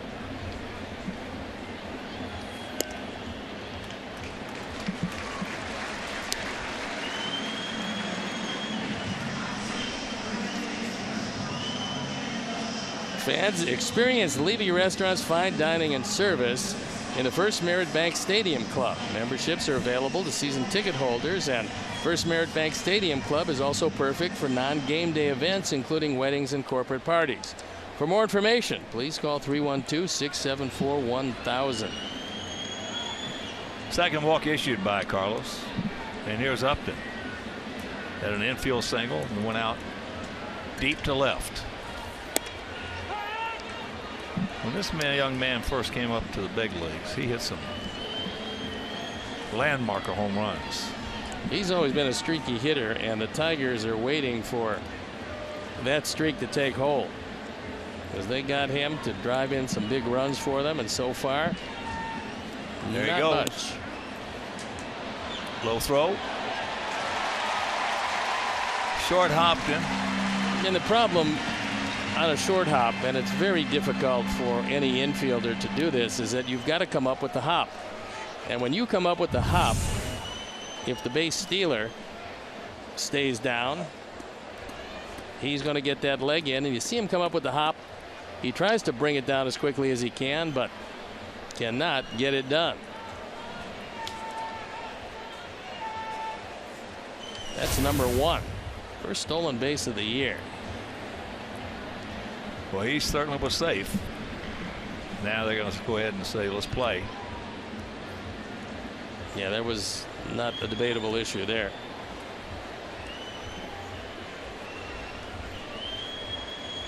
One out, 1-1 to count.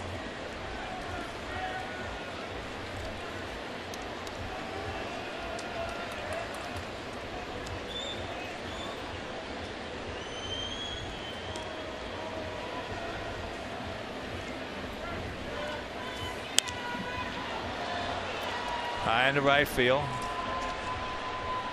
He's not going anywhere. Not on that gun. 2 down. That's one of the better straight changes that Carlos has thrown. Upton got it off the end of the bat, couldn't get anything in it.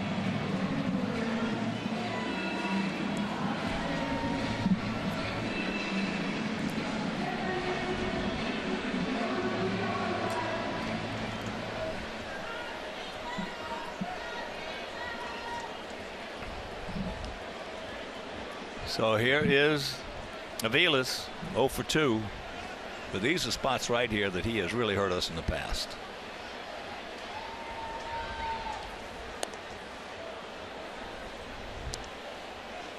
Outfield straight up spread out, spaced, about equidistant.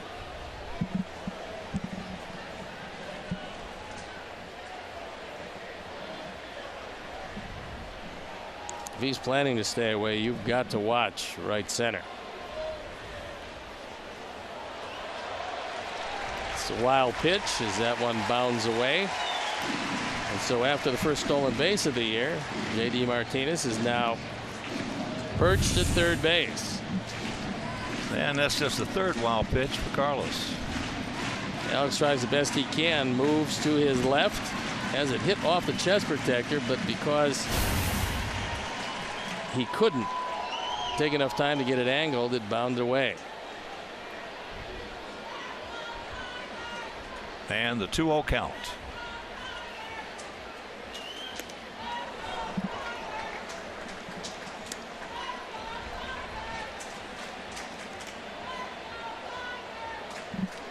James McCann on deck. So we shall see what Ausmus wants to do. Taking all the way. And a terrific pitch to hit 3-0.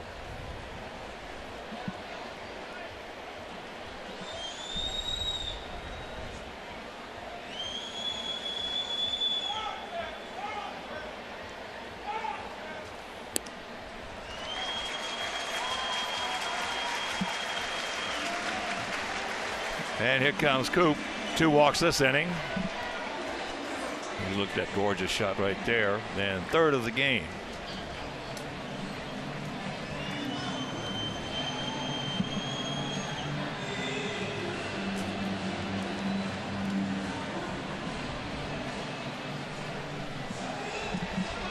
.94 pitches to this point as Don Cooper comes out to settle him down.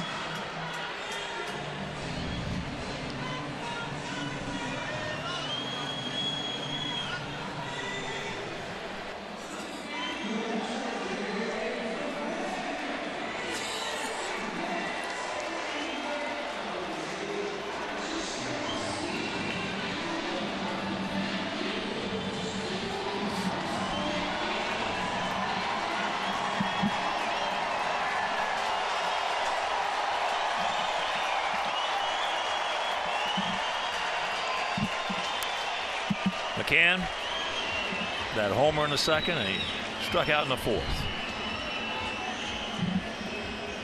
That homer just his second of the season.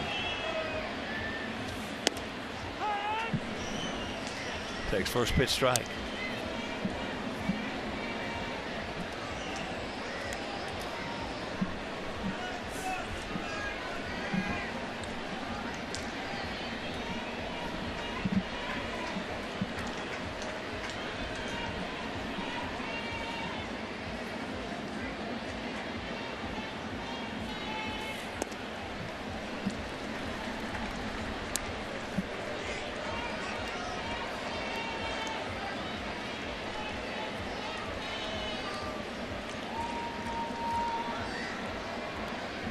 Sox bullpen up and going.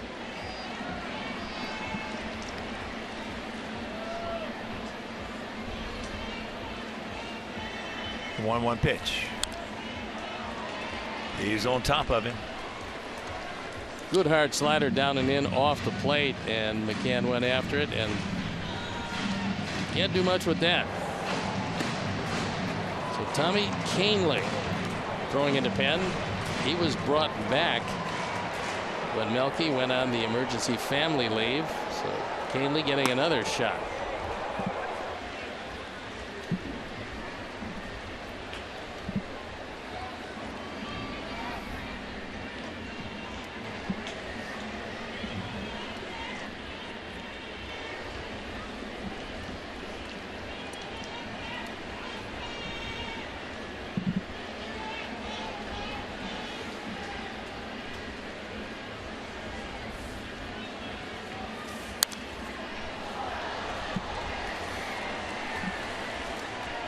Runners at the corners, 2 down, and the count hangs at 1-2.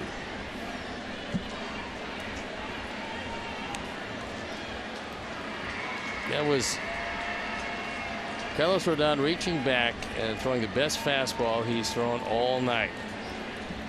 It's a very good chance that Don Cooper said, look, give me everything you've got, because this is most likely going to be it, as he gets ready to deliver pitch number 99. And another souvenir. It's 98 miles an hour, and that's as hard as we've seen Carlos Rodon throw this year. And he threw him back to back. There you look at the numbers. Trying to get through the 6th inning and keep this a 1-run ball game.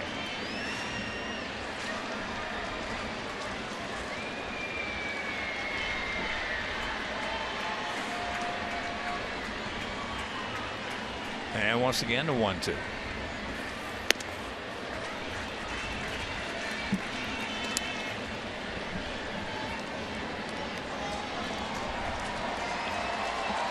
His top fastball, 98. We mentioned it with the previous 2. That slider, he's gotten it up to 90, and the changeup as high as 87.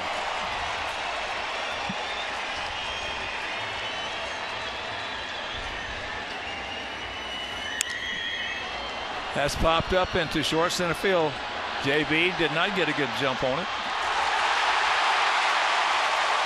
And because of that, as he's out at home plate, they're going to score another run. He misread it, falls in.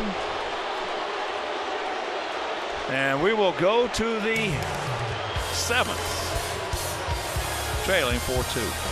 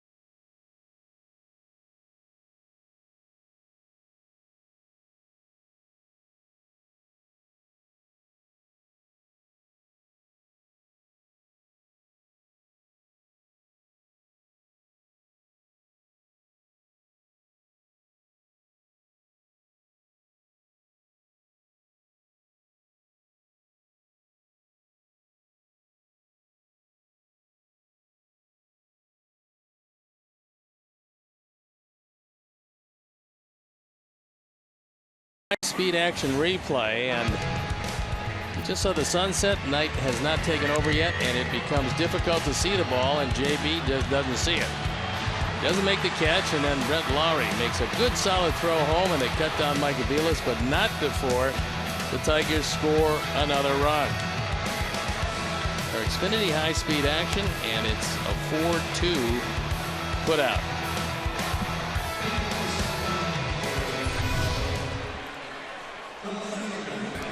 So a gift run for him, and it'll be Garcia, Avila, then back to the top of the order, Adam Eaton.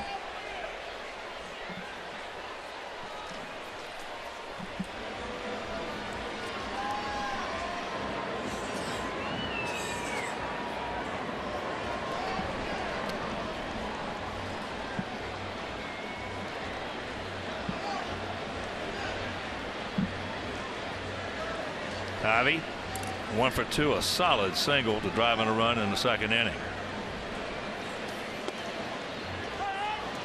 Wilson's first pitch is a strike. Upton in left field can obviously come in a little better. You can go back, because that's as deep with nobody on as you'll see anybody play.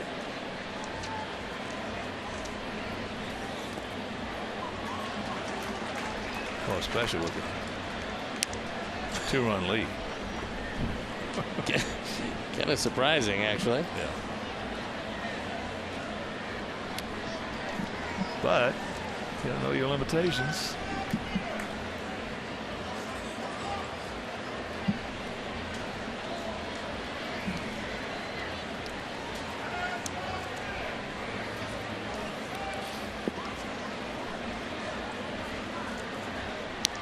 One and two the count.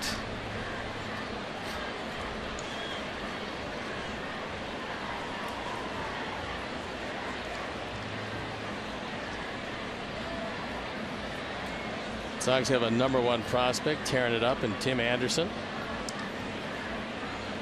And the Tigers' #1 prospect, Michael Fulmer, is here in the major leagues. Thrown it pretty well.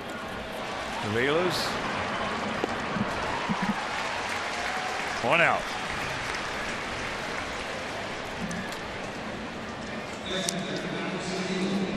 Join us for Selfie Sunday on June 12th. Fans that purchase this special ticket offer can join us on the outfield warning track of U.S. Cellular Field to take selfies with select White Sox players. To purchase, please visit whitesox.com/Selfie Sunday.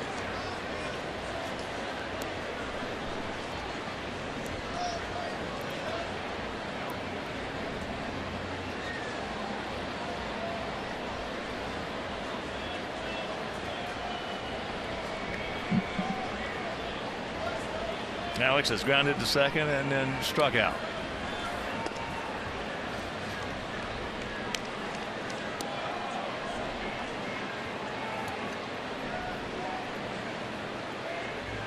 Quite a different set of cultures for Wilson, and where he was born and where he grew up. Born in Saudi Arabia and grew up in Hurricane, West Virginia.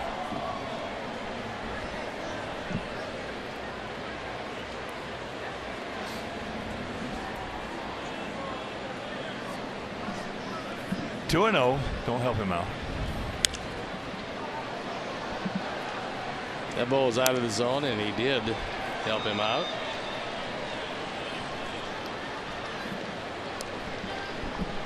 Downtown Detroit on this beautiful night.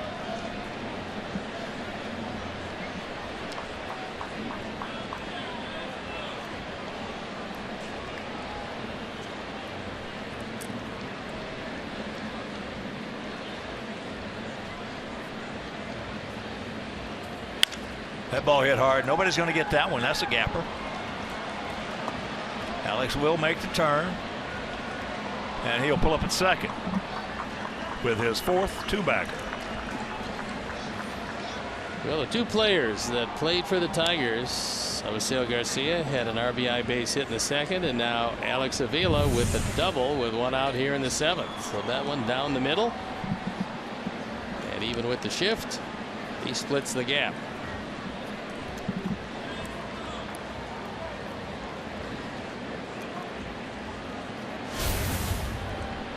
All right, let's pick him up.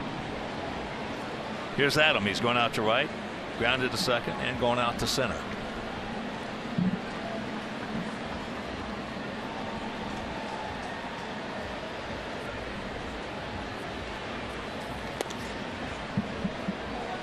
Close pitch, and it goes Adams' way. 1-0.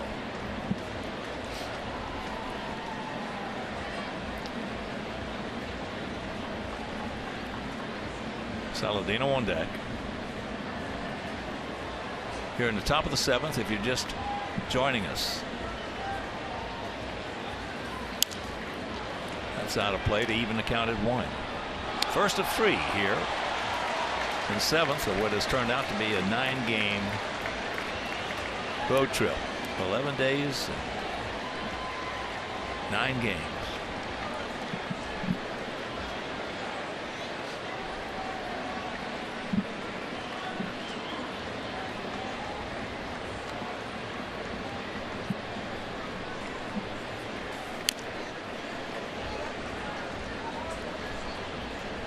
One and two.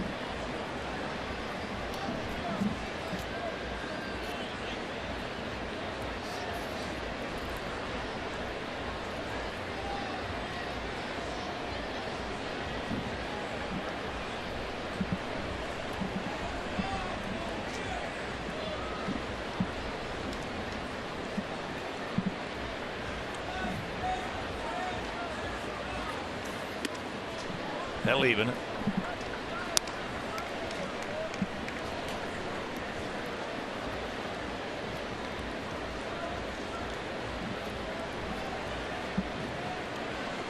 Outfield shading at him a couple of steps to the left of center. You see the gap in right center field if he can get out in front of one.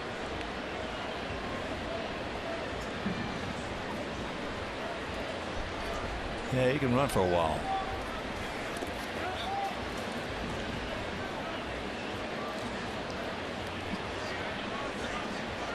Bobby Parnell loosening up, and at one point he was the pride and joy of the New York Mets. I know the Sox were very interested in acquiring him, and at the time he was not available. Had a few injury problems, and here he is in Detroit. Full count. And there, it's low ball 4. So now that'll put the tying runs aboard, and here comes Tyler.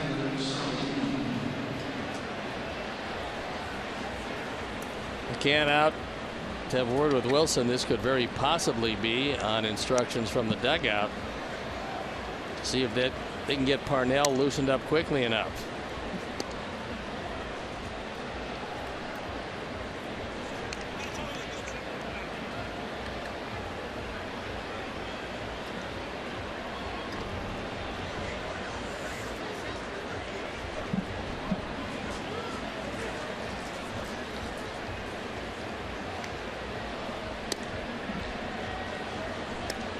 So we got a little something going here and now. Pitching coach out. Rich Doobie coming out.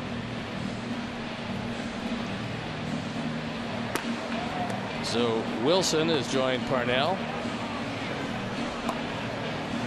That's Justin Wilson.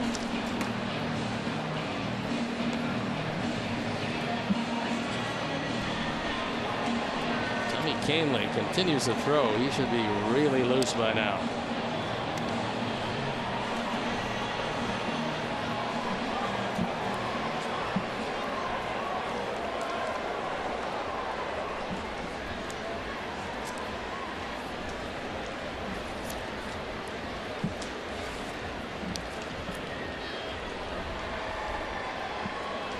Frazier on deck as Tyler steps into that box. Tyler's 0 for 3. Last time up, hit a bullet back through the middle, deflected off the glove of the wrist of Zimmerman. Over to Kinsler as he takes a beat pitch. Tough pitch.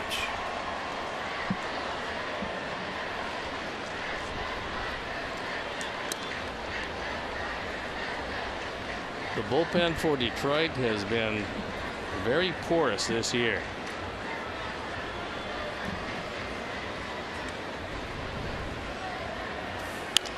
Uh-oh.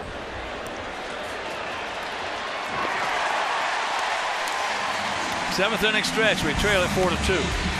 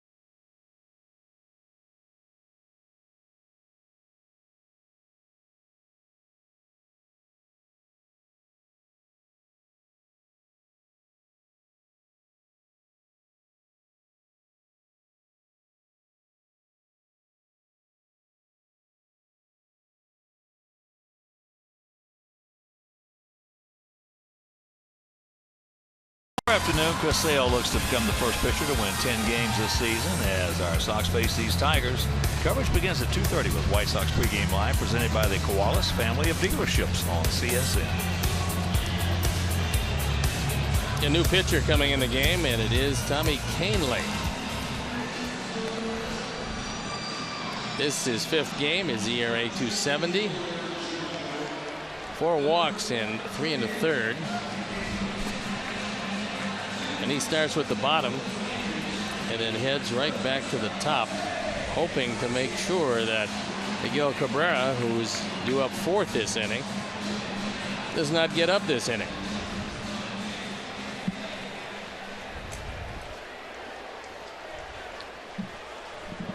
Iglesias, 1 for 2, a double, run scored, and he's gone out to right field.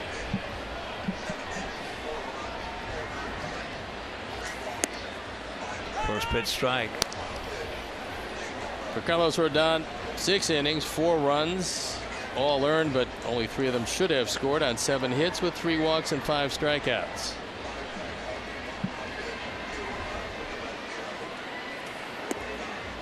Curveball. Whoa, where'd that come from? 0-2. Yet Iglesias buckling away from that one. You can get a few of them buckling away on that one.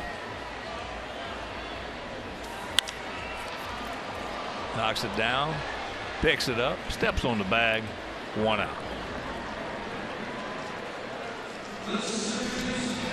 Follow White Sox baseball live with MLB.com at Bat app. Stay up to the moment at any moment with game day, live game video highlights, StatCast, news, and more. Download MLB.com at Bat, the #1 app for live baseball on your smartphone and tablet. It'll bring up Kinsler. He's 1 for 3 with an RBI. Picked up his 31st ribby in the 2nd inning. One of the better fastball hitters on this team. Maybe the best. Checks it up on that one at 97.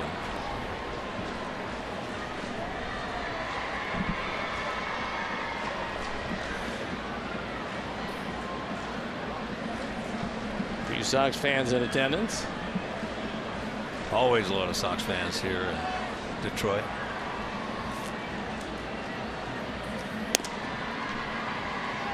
That one at 98.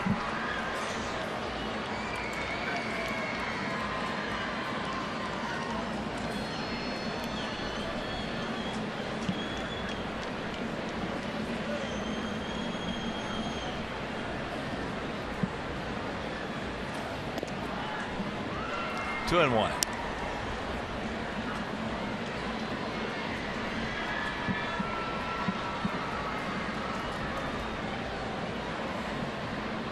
Giants got a very bad break. Hunter Pence to undergo surgery on a torn right hamstring. Yeah, that is. Lost for at least 8 weeks. Boy, he's another guy I love to watch play. High energy. Another guy who lately has had a lot of injury problems. When he's healthy, he's one of the stars of that very talented Giants team, and they have quite a pitching staff.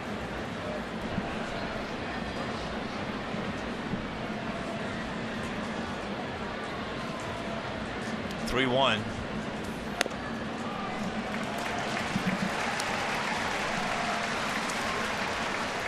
Not the man you want to put on for the simple reason he's the best base stealer on a team that doesn't steal bases, although they have one tonight. It led to a run when J.D. Martinez walked, stole a base last inning. And Kinsler, who's stolen 7 of them, been caught twice. 7 of the 18 the Tigers have all year.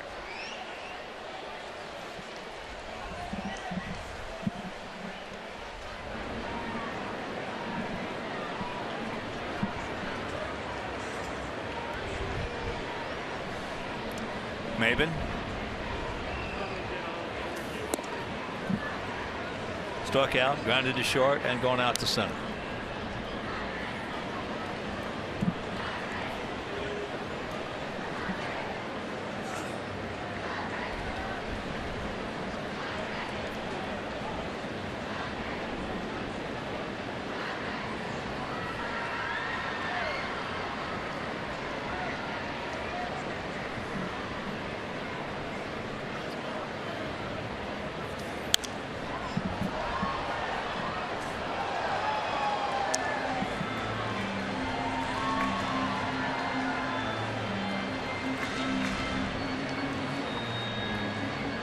Top of the ninth in Cleveland, 6-1 Indians over Kansas City.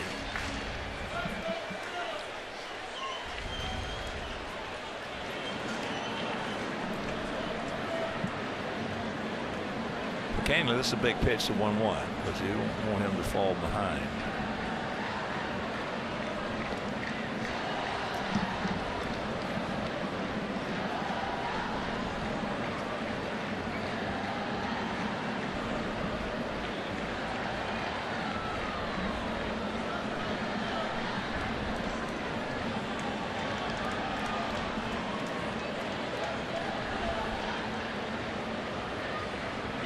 Trying to get a little motion lead there. You got to make those guys stop.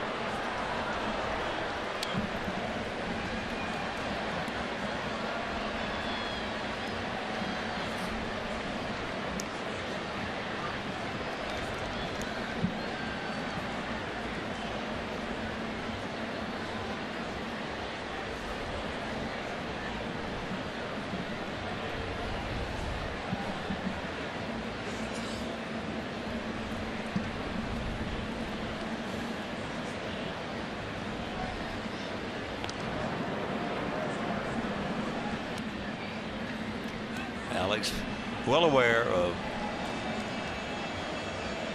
the tendencies of Ian Kinsler.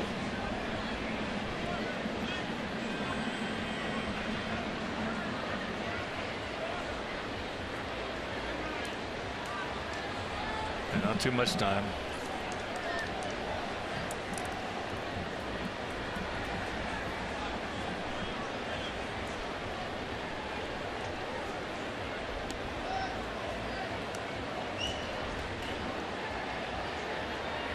There he goes. Can't get him. Can't get him. Well, the Tigers don't have a whole lot of speed, but two of the guys that do have speed are the two guys involved in that play, as Kinsler off with the pitch on the broken bat. It's slowly hit. Lowry cannot get it to first base in time, and Kinsler just continues to take off. So that walk now on third base. The walk last inning came around to score.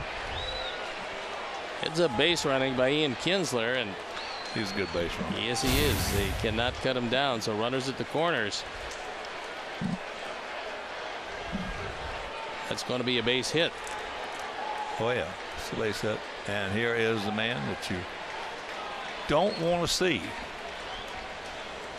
And I think Alex Avila was looking at Jose Abreu and said, wait a second, you can't be playing that far off the bag. There's only one out. He he thought there was, I don't know what he thought, but at any rate, it wouldn't have made any difference. He's back to where he should be, holding Maben close at first. He was back there like there was a man on second. Cabrera's walk struck out and fouled out to Avila.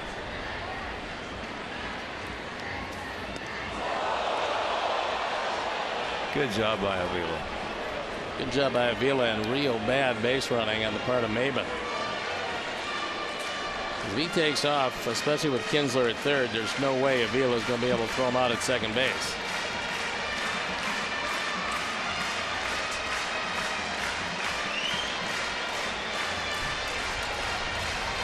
Runners in scoring position, hitting an even 300, which is actually below what he's hitting this year.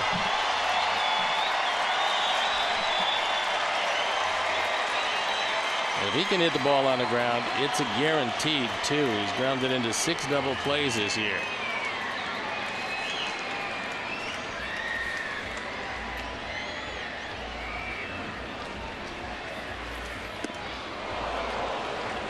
That one at 96.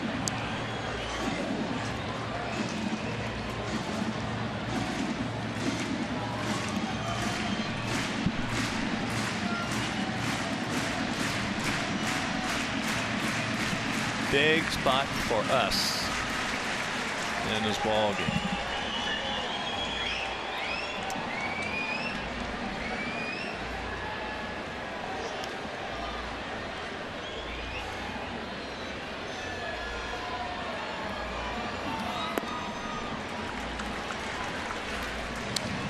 And now the count goes to Miguel.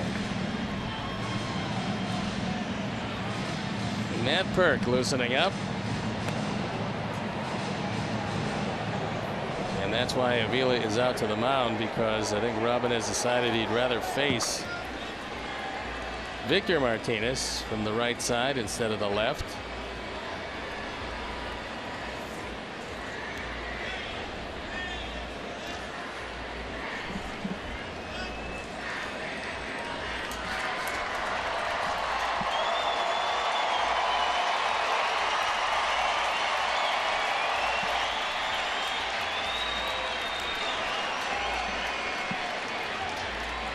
The 2-1.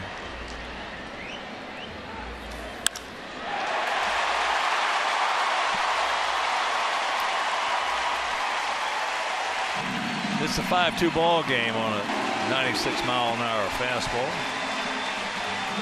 So that walk comes around the score.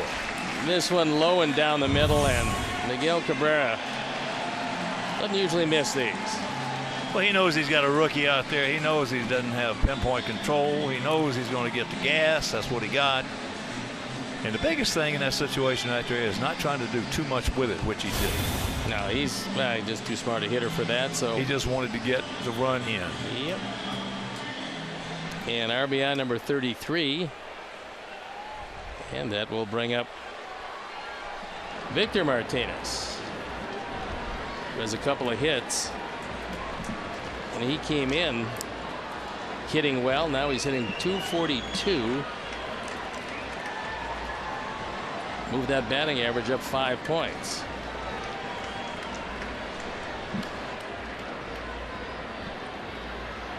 A double and a homer. 342.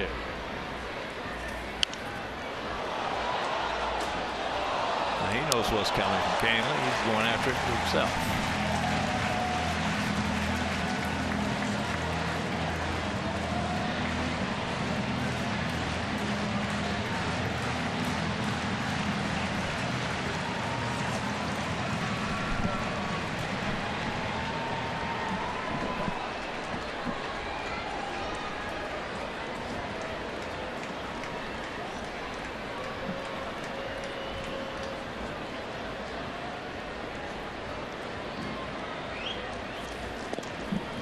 We had an off day yesterday, but on Wednesday,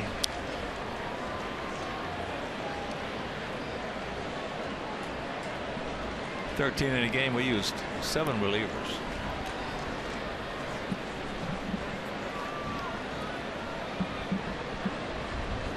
And most of those guys were the same guys used on Tuesday. Jennings, Albers, Duke, and Jones. That Tuesday game.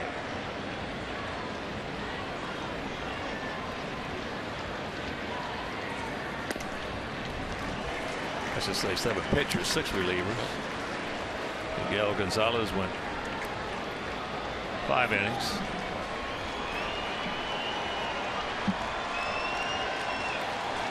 Giving up 1 run on 3 hits, but he walked 5.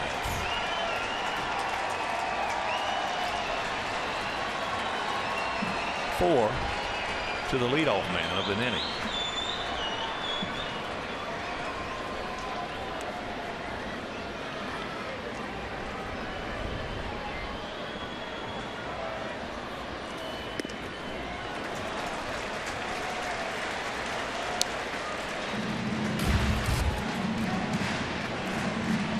Well, you take a look at the bullpen against the Royals.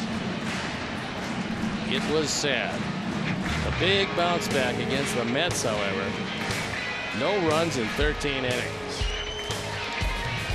And you win the last 2 games of the series.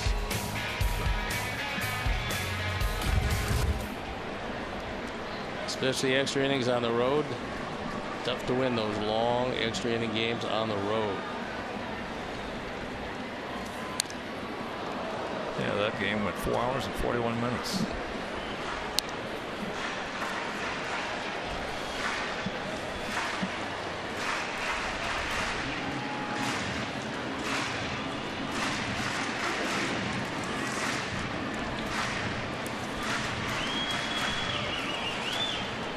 You can bring up all the sabermetrics you want. You can bring up all the stats you want. It boils down to whose bullpen's going to get it done.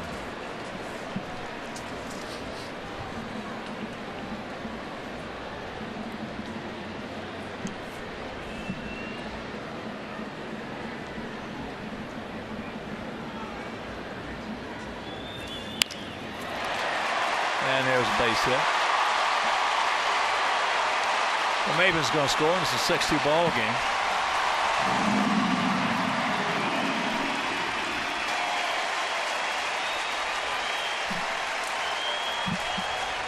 Third hit of the night, and only a triple separates Victor Martinez from the cycle as he drives in his he's not going to get the 33rd run.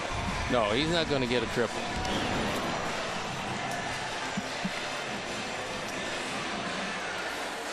So the 1-out walk to Kinsler started this thing. Then a broken bat infield single on a hit and run. Cabrera had to count. Just rocketed a single into right field for an RBI. Victor just a little Kansas City special right there for another RBI.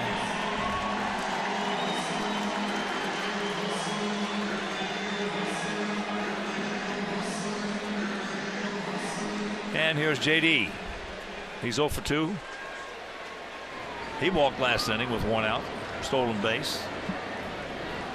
Then he scored on a high pop up to center field. It was misjudged, fell in for the run.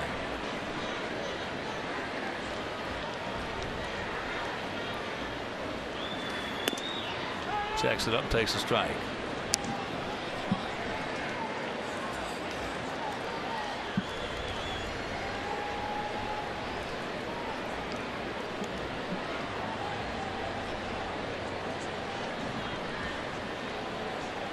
Six, 10-0 for them. 2-6-0 for us.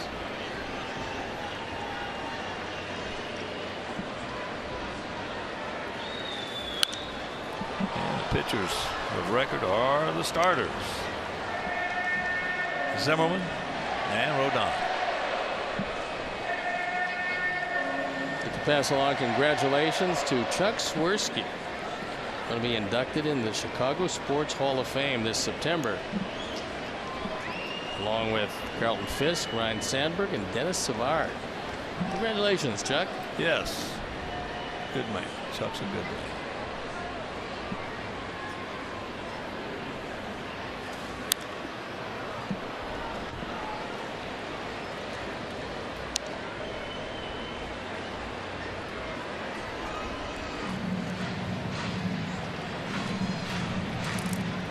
Oh, and 2 the count.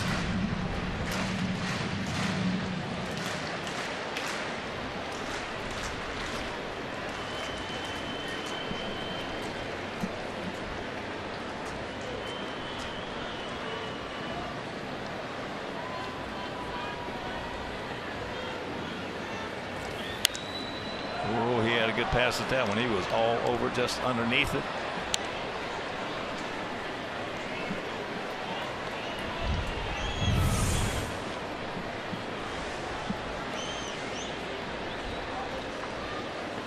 That's a pitch he loves to hit to right center field.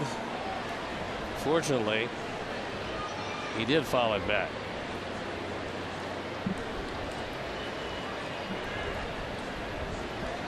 The game tomorrow is a 3:08 Central Time start. Chris Sale against Mike Pelfrey.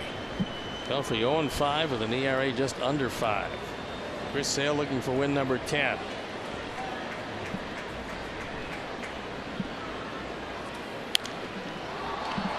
You got a cookie there and missed it.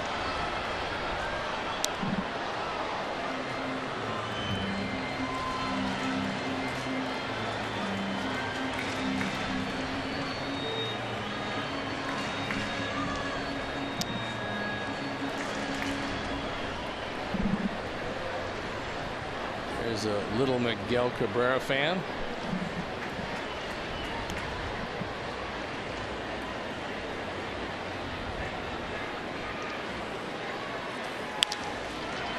And there's a base hit. They'll just move up 90 feet and that'll load them up.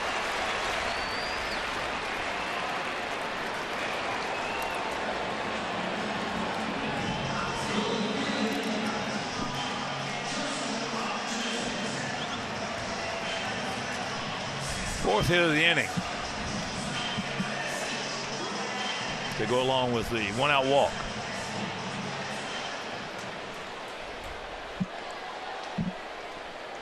Here's Upton. Had an infield single. Went out deep to left, and he popped up to right.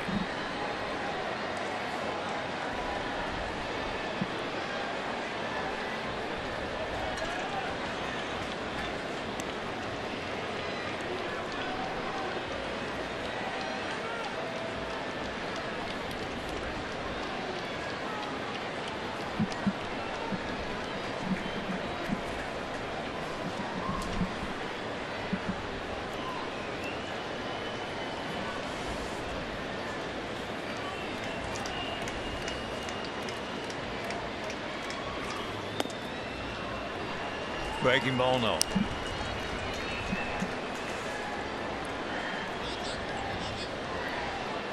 With that Indian win tonight, they move a half game behind Kansas City, and they're even with them in the loss column. Indians have now won 3 in a row.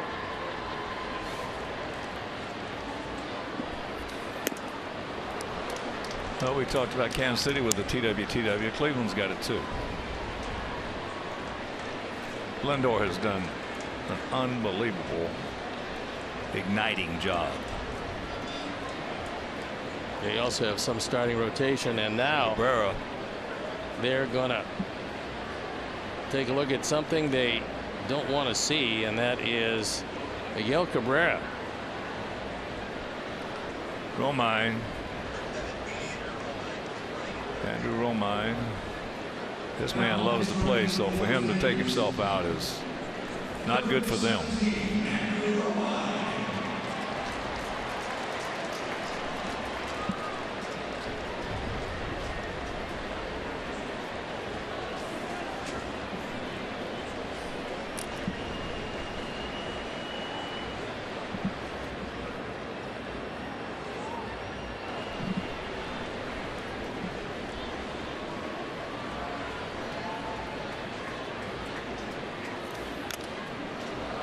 That one went right off the mask of Avila once again. I mean, that got him flush again.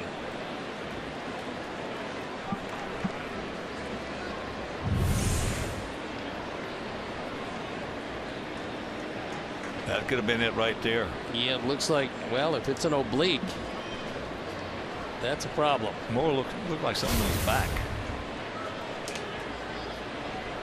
But if it's oblique or a back. Yeah.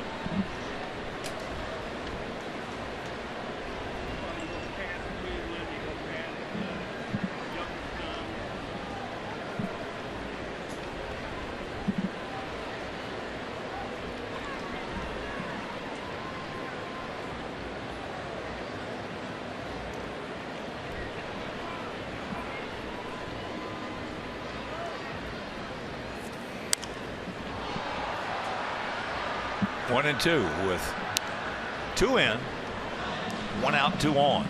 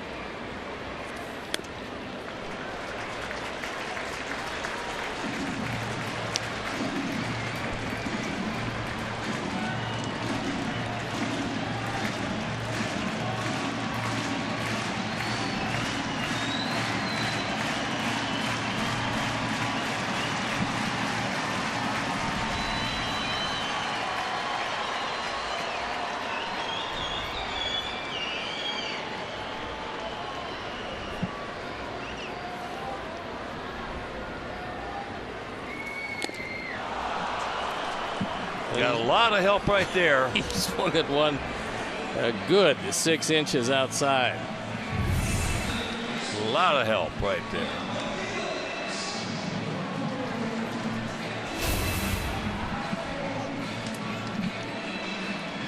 And once again, aerial coverage brought to you by DirecTV. If you call yourself a sports fan, you got to get DirecTV. Call 1-800-DirecTV. Mike Aviles. Mike 0 for 2 with a base on balls.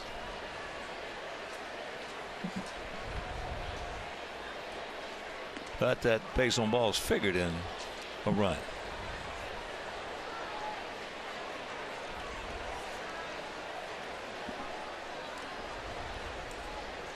Career with the bases loaded for Aviles. Not great.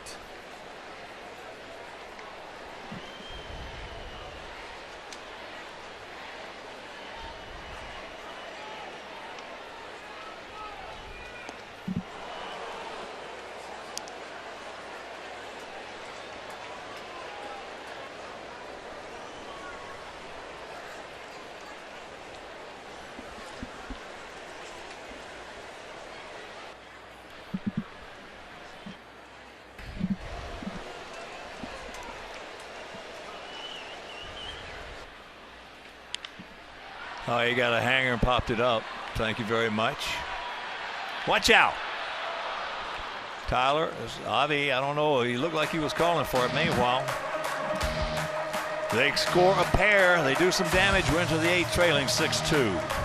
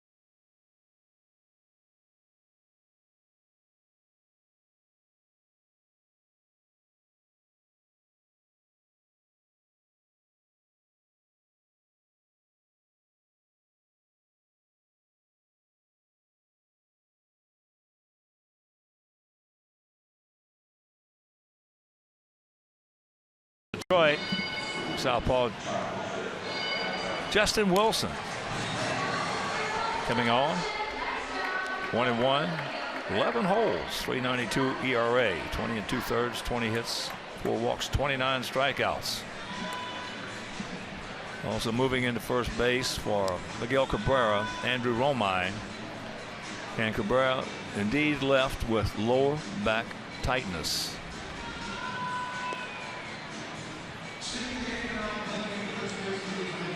So that's not good news for the Tigers. Good news for us, but not for the Tigers. No, anytime the big boy leaves his lineup, it looks a whole lot different, and he's listed day to day. Backs are tricky. So here is Todd 0 for 2 with a walk and a run scored. Takes it off the outside corner for a ball. We've seen dueling Wilsons in this game.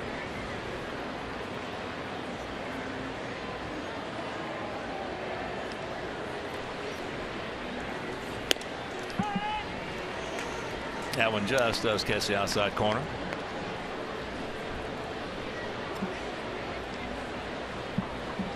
Outfield, they are straight up, spread out, and deep in center and in left.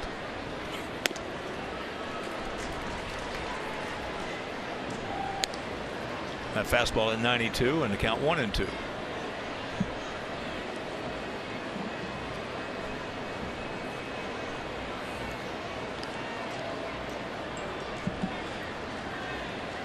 Romine well off the line at first base.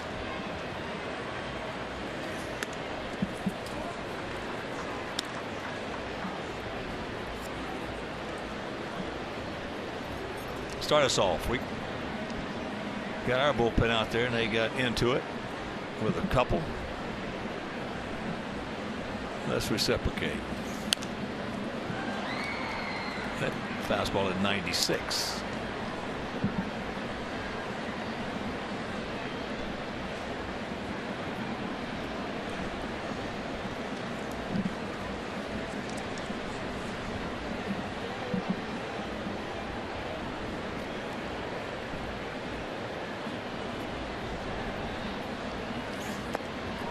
And a full count.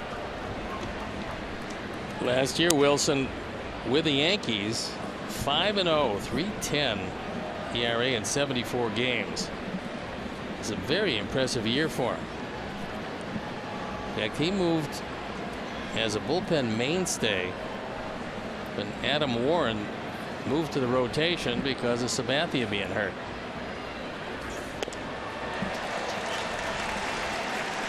One out. Interesting story with Wilson. That is, you know, the story is that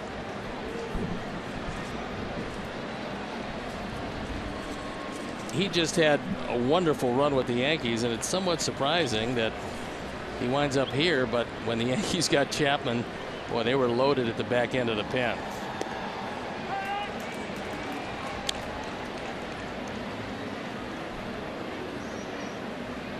In today's culture of the way the game is played, basically a 6-inning game, it's almost impossible to have too much talent in your bullpen. In the back end. Well, if you got that much in the back end and you get somebody like Wilson to go in before them, that even makes it double trouble. I talked with Larry Rothschild. They were here. They played yesterday on an off day, a common off day. The Yankees were here, and Detroit came in from Anaheim, where they played the Angels, and the Yankees came in from Toronto. They both get in fairly late, and nobody gets in much later than Detroit. A lot of guys got home at 6 o'clock in the morning. Well, they got in at 4:30. But I talked with Larry Rothschild, the pitching coach of the Yankees, and I talked to him about the back end of that bullpen. The Betances, Miller, Chapman back end. And I said, have you ever seen anything like it? He said, no. He said, those guys, 1990, he was with the Cincinnati Reds when Lou went wire to wire with the Reds.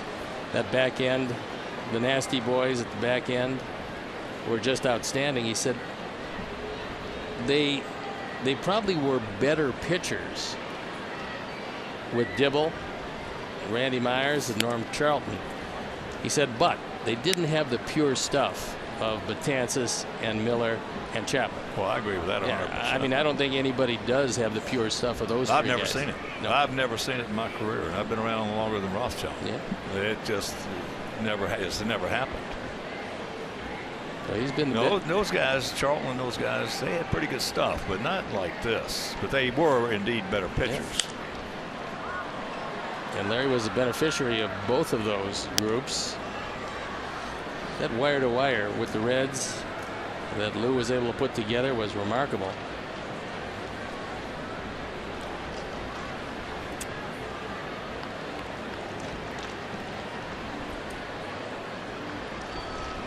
Well, that was just a defining point of an issue.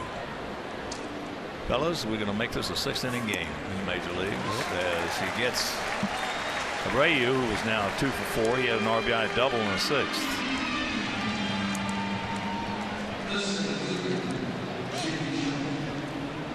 You got to get yourself in a position where you can manage a 6-inning ball game.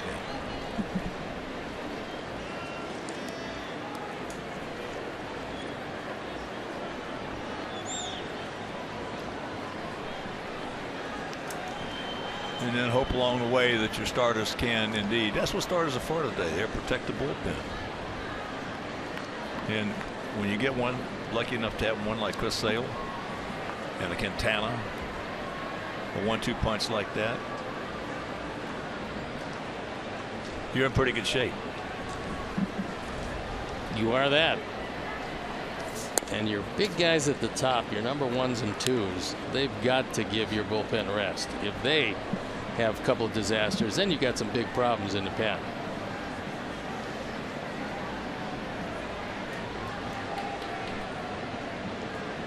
A lot of folks enjoying their night on the roof of the music hall. There's a chopper 2-hopper. Couple strikeouts, ground out. We'll go to the bottom of the 8th. Not good.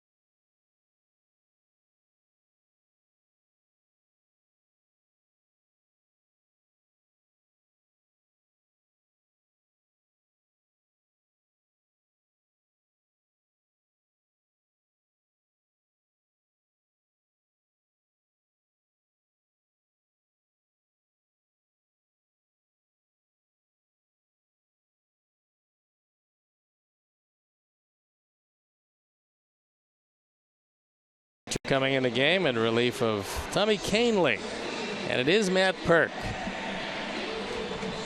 So there you look at the numbers. On for the 4th time. He's been pretty good out of the pen. 5 2/3, 4 hits, and that's been it.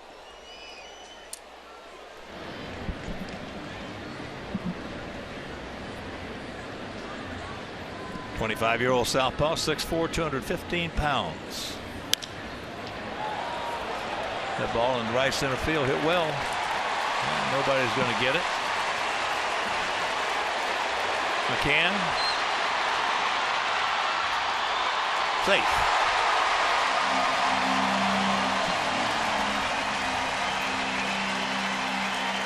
A homer, RBI single. It was a pop-up that was misjudged, and now the triple. And he is a double shy of the cycle. Not likely to get another at bat as Matt Perk gives up one crush to the alley, and then it's off to the races. You don't find many catchers able to run that way, but he's in just under the tag.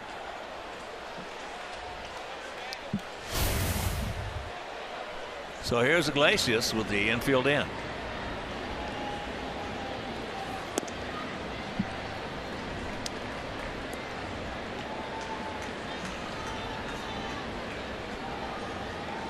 Perk out of TCU.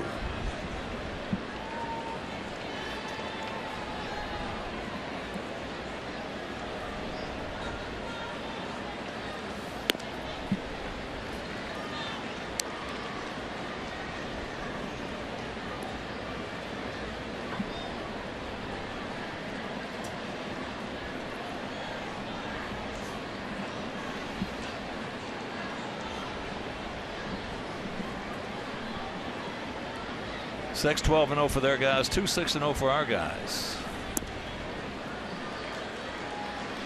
And the count 3-0.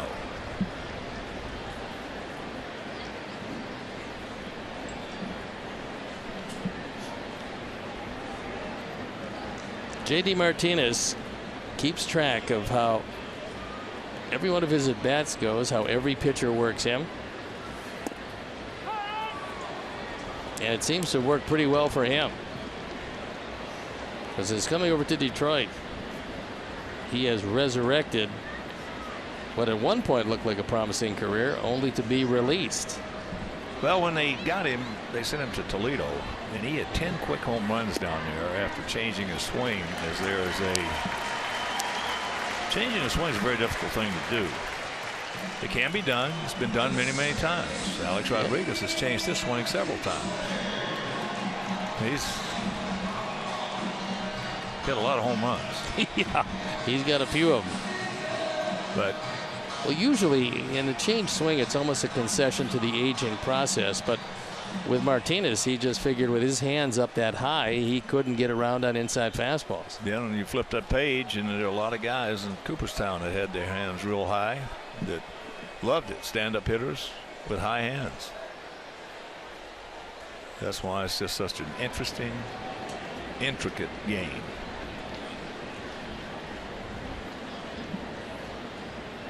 Runners at the corners, nobody out. Kinsler, 1 for 3 with a walk, an RBI, and a run scored.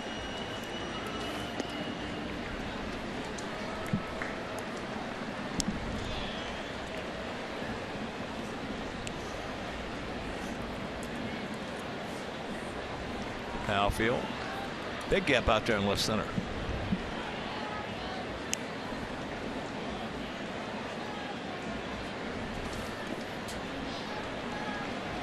Alex, he's had his hands full tonight.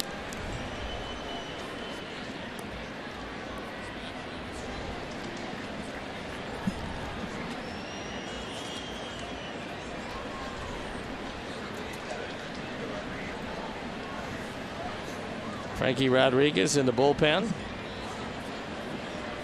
So apparently he can use an inning of work.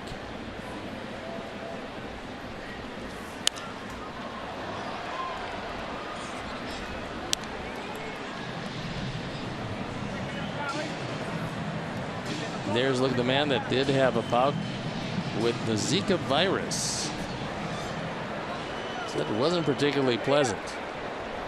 Picked it up in Venezuela.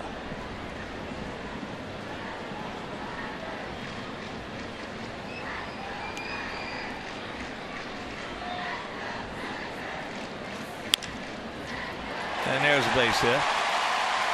7-2.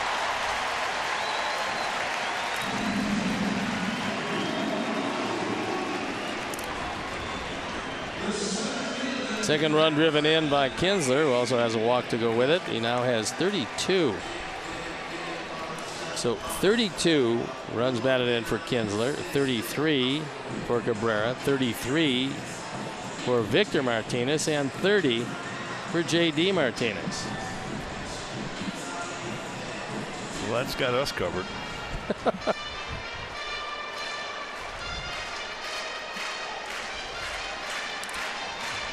They got plenty of offense. The question is, will that bullpen hold up? Not status quo.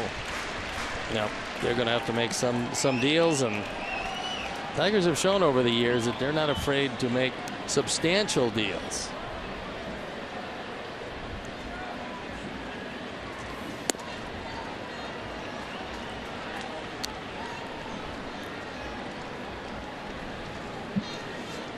Maben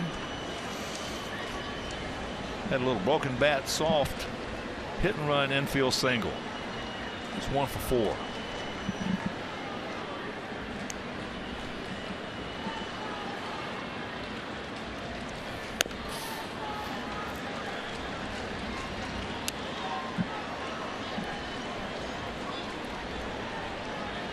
Dave Clark, the coach at third. Omar Vizquel, the coach at first.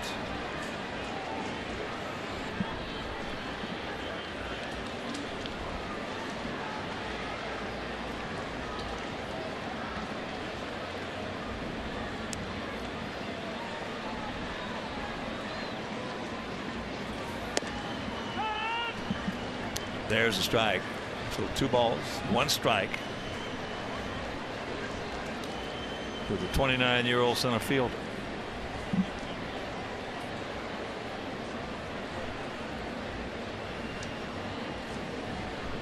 As I mentioned, that game tomorrow, Chris Sale against Mike Pelfrey, and that will be a 3:08 Central Time start. Finale of this series in this road trip on Sunday. 12:08 start. Jose Quintana against Justin Verlander. Tomorrow right here on Comcast Sportsnet, on Sunday, WGN.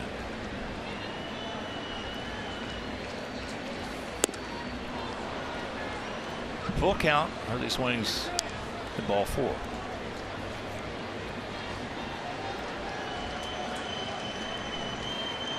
Roman in the on deck circle. He came on when Cabrera had to be taken out of the ball game after a base hit. He ran to third base and said he had some back issues, some tightening up of the lower back.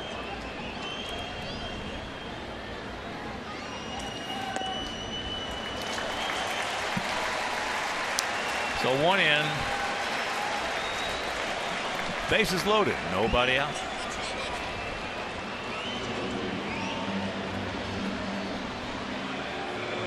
Now Don Cooper is going to come out. Now Coop's going to try to give him something positive, but the whole gist is it's your ball. It's you against the world. That's it. So it's your ball, and nobody's going to take it away from you. So get out of it yourself somehow. What's the craziest thing any pitching coach ever told you when he came out? If anything. Oh yeah, I remember nobody on base, second inning, very early in my years with Baltimore. Ray Miller, the pitching coach, comes running out to the mound. There's nobody on, nothing's going on. And I look at him, I said, what's going on? He said, I got a message for you. I said, what's that message? He says, throw the ball, your infielders are falling asleep. And then he turned around, ran back to the dugout. And, you know, he made his point, and then I worked very quickly after that, and it seemed to work very well.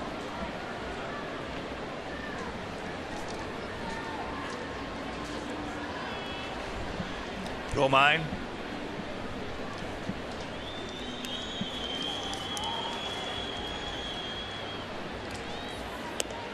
Two and 0 the count. I used to, when I was playing first base, I used to love to go over there and listen to what they were going to tell the pitcher. Yeah, I mean, well, sometimes there's really not much you can do, especially if a guy can't get the ball close to the plate.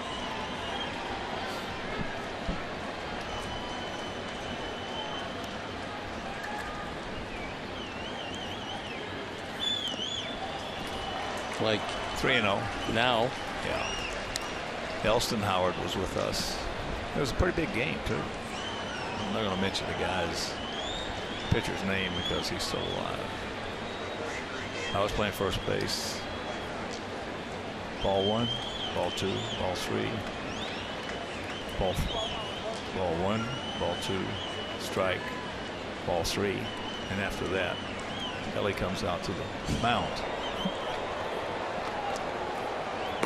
And I come walking over first base, and he looks at this guy. He gets about 4 or 5 inches from his nose, right in his face. And it's 8-2.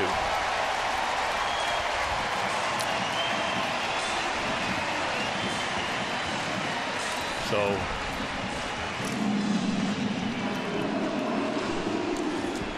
he says, you better start throwing strikes. If you don't, when this ball game is over, I'm going to take you in that clubhouse and I'm going to beat the you-know-what out of you. Well, that gave him some incentive. Strike 1, strike 2. That's a little incentive. Oh, yeah. You see Victor with the bases loaded. You just don't want to face him with the bases loaded. Boy, he has been some kind of clutch hitter. He's had a tremendously successful career and a very respected one from everybody. A tremendous competitor. Last triple for Victor Martinez, and he needs one for the cycle, was in 2010. So unless one of the outfielders falls down, rolls over again, probably no triples. September 18th of 2010.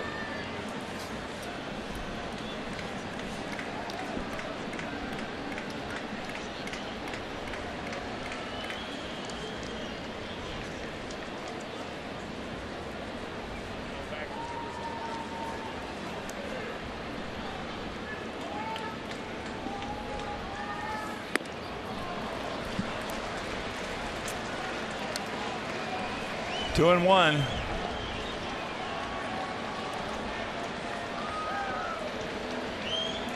That one's got Dan Jennings loosening up in the pen.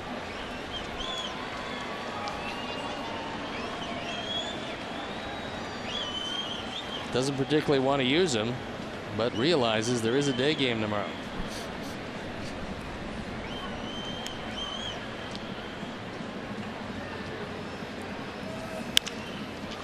All right, take it yourself. Two down, another run crosses the plate.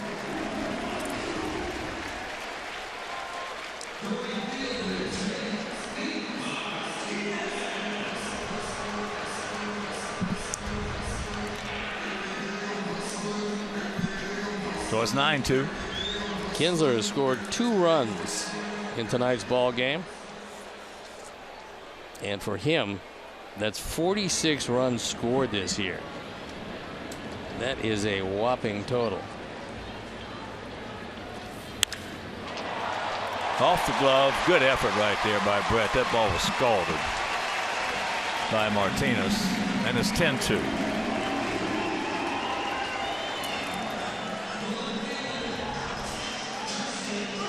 RBI number 31 on the second hit for Martinez. Lowry with a big effort, but not quite tall enough.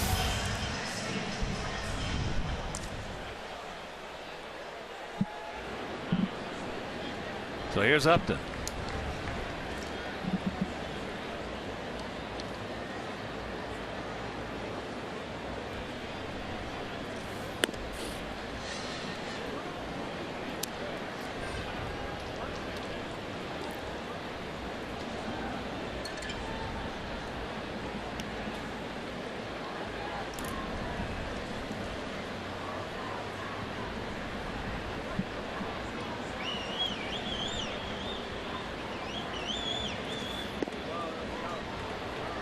Two and 0.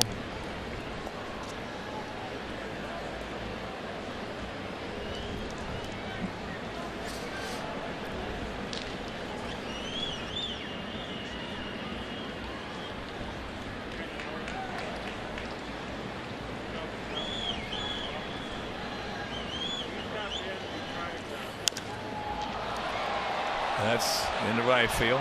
Adams there makes a running catch, but some damage is done. 4 spot goes up on that board. We're into the 9th. We trail it by 8.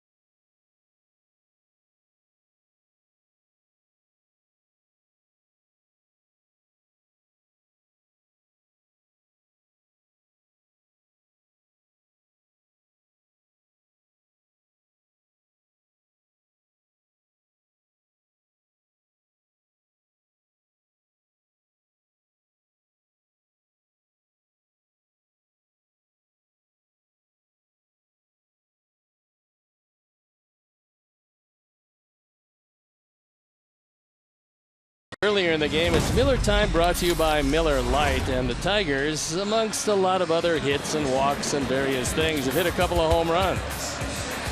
And that's McCann in the second.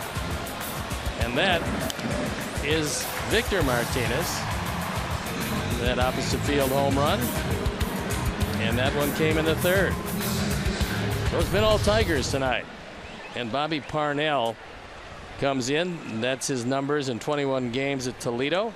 ERA just under 4. He did have 4 saves, however. Few too many walks per innings pitched, and before he got hurt, he had some arm. So here is Laurie. Well, if you're just tuning in, at one time it was a pretty good ball game. We were trailing 3-2 going to the bottom of the 6th inning. But then some walks started. As that's into right field, JD. So Brett now 1 for 3.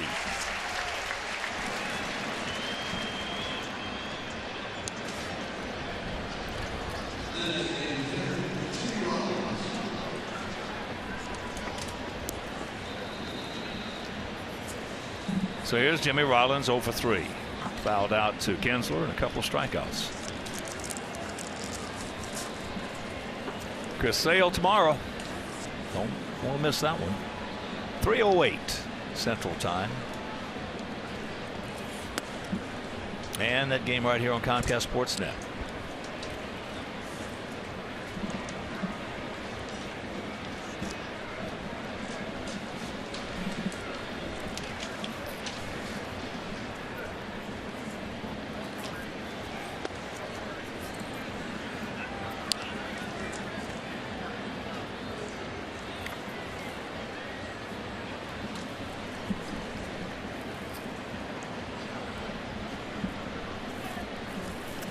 Shift on for Jimmy.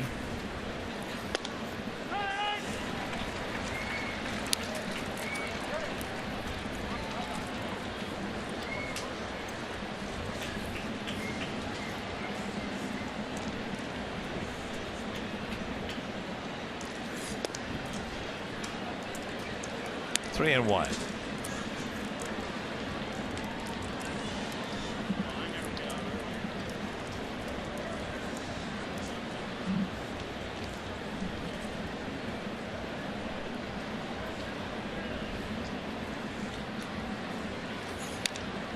Back.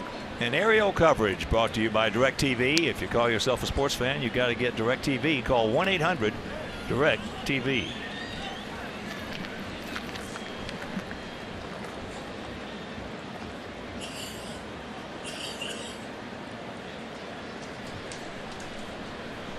Payoff pitch.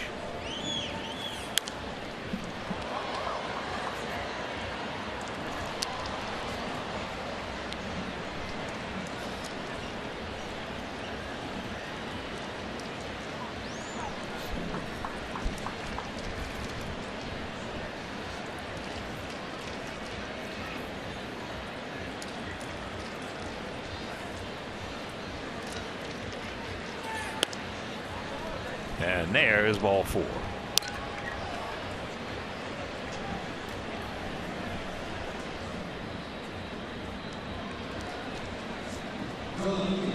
Top of the 9th in Cleveland, 6-1 Indians.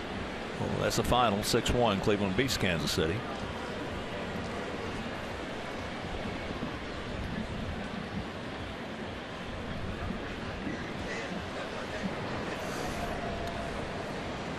Jerry Sands in the on-deck circle. He will pinch hit for Avila, assuming that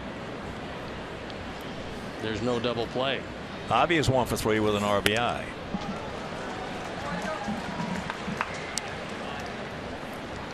Bottom of the 7th in St. Louis, 2-1 San Francisco.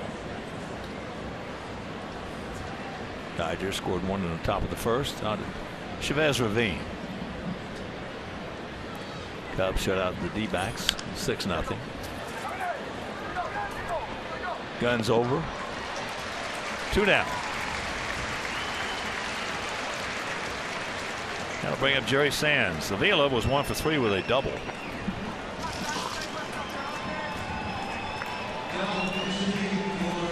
Houston thumping Oakland 12-0 down in Texas. That's after 6.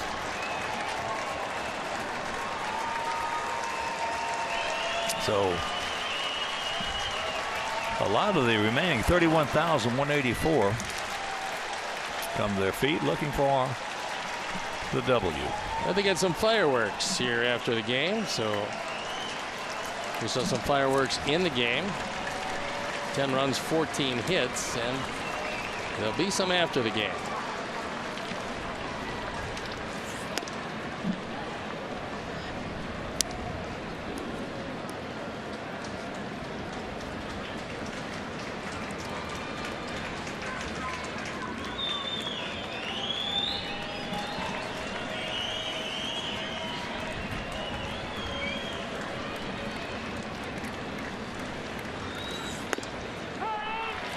Count evens at 1.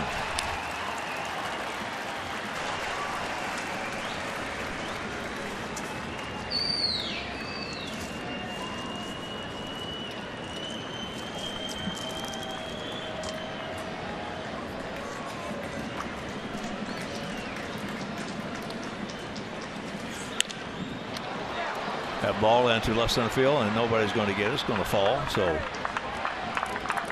Cardinals will score. And it's a 10-3 on the base hit by Sands.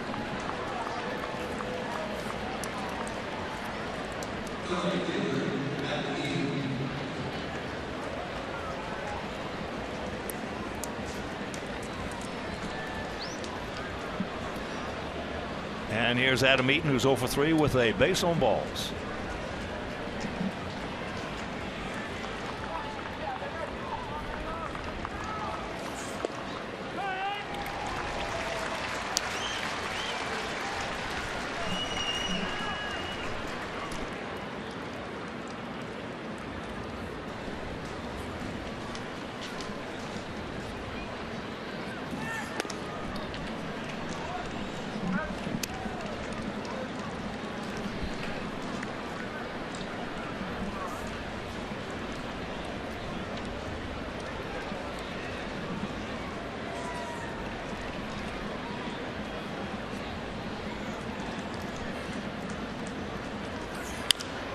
That's out of play.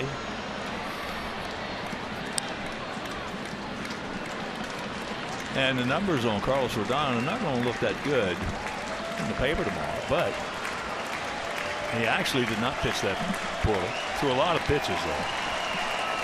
Gave up 4 runs, should have been 3. One of them was a gift. Yeah, he should have been credited with a quality start. Exactly. Didn't work out that way. No. All right.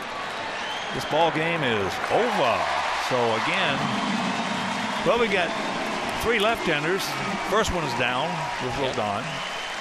Once again, the bullpen, after we used 6 of them day before yesterday in New York, probably decided just to rest them. Yeah, this was one where not much was going on late.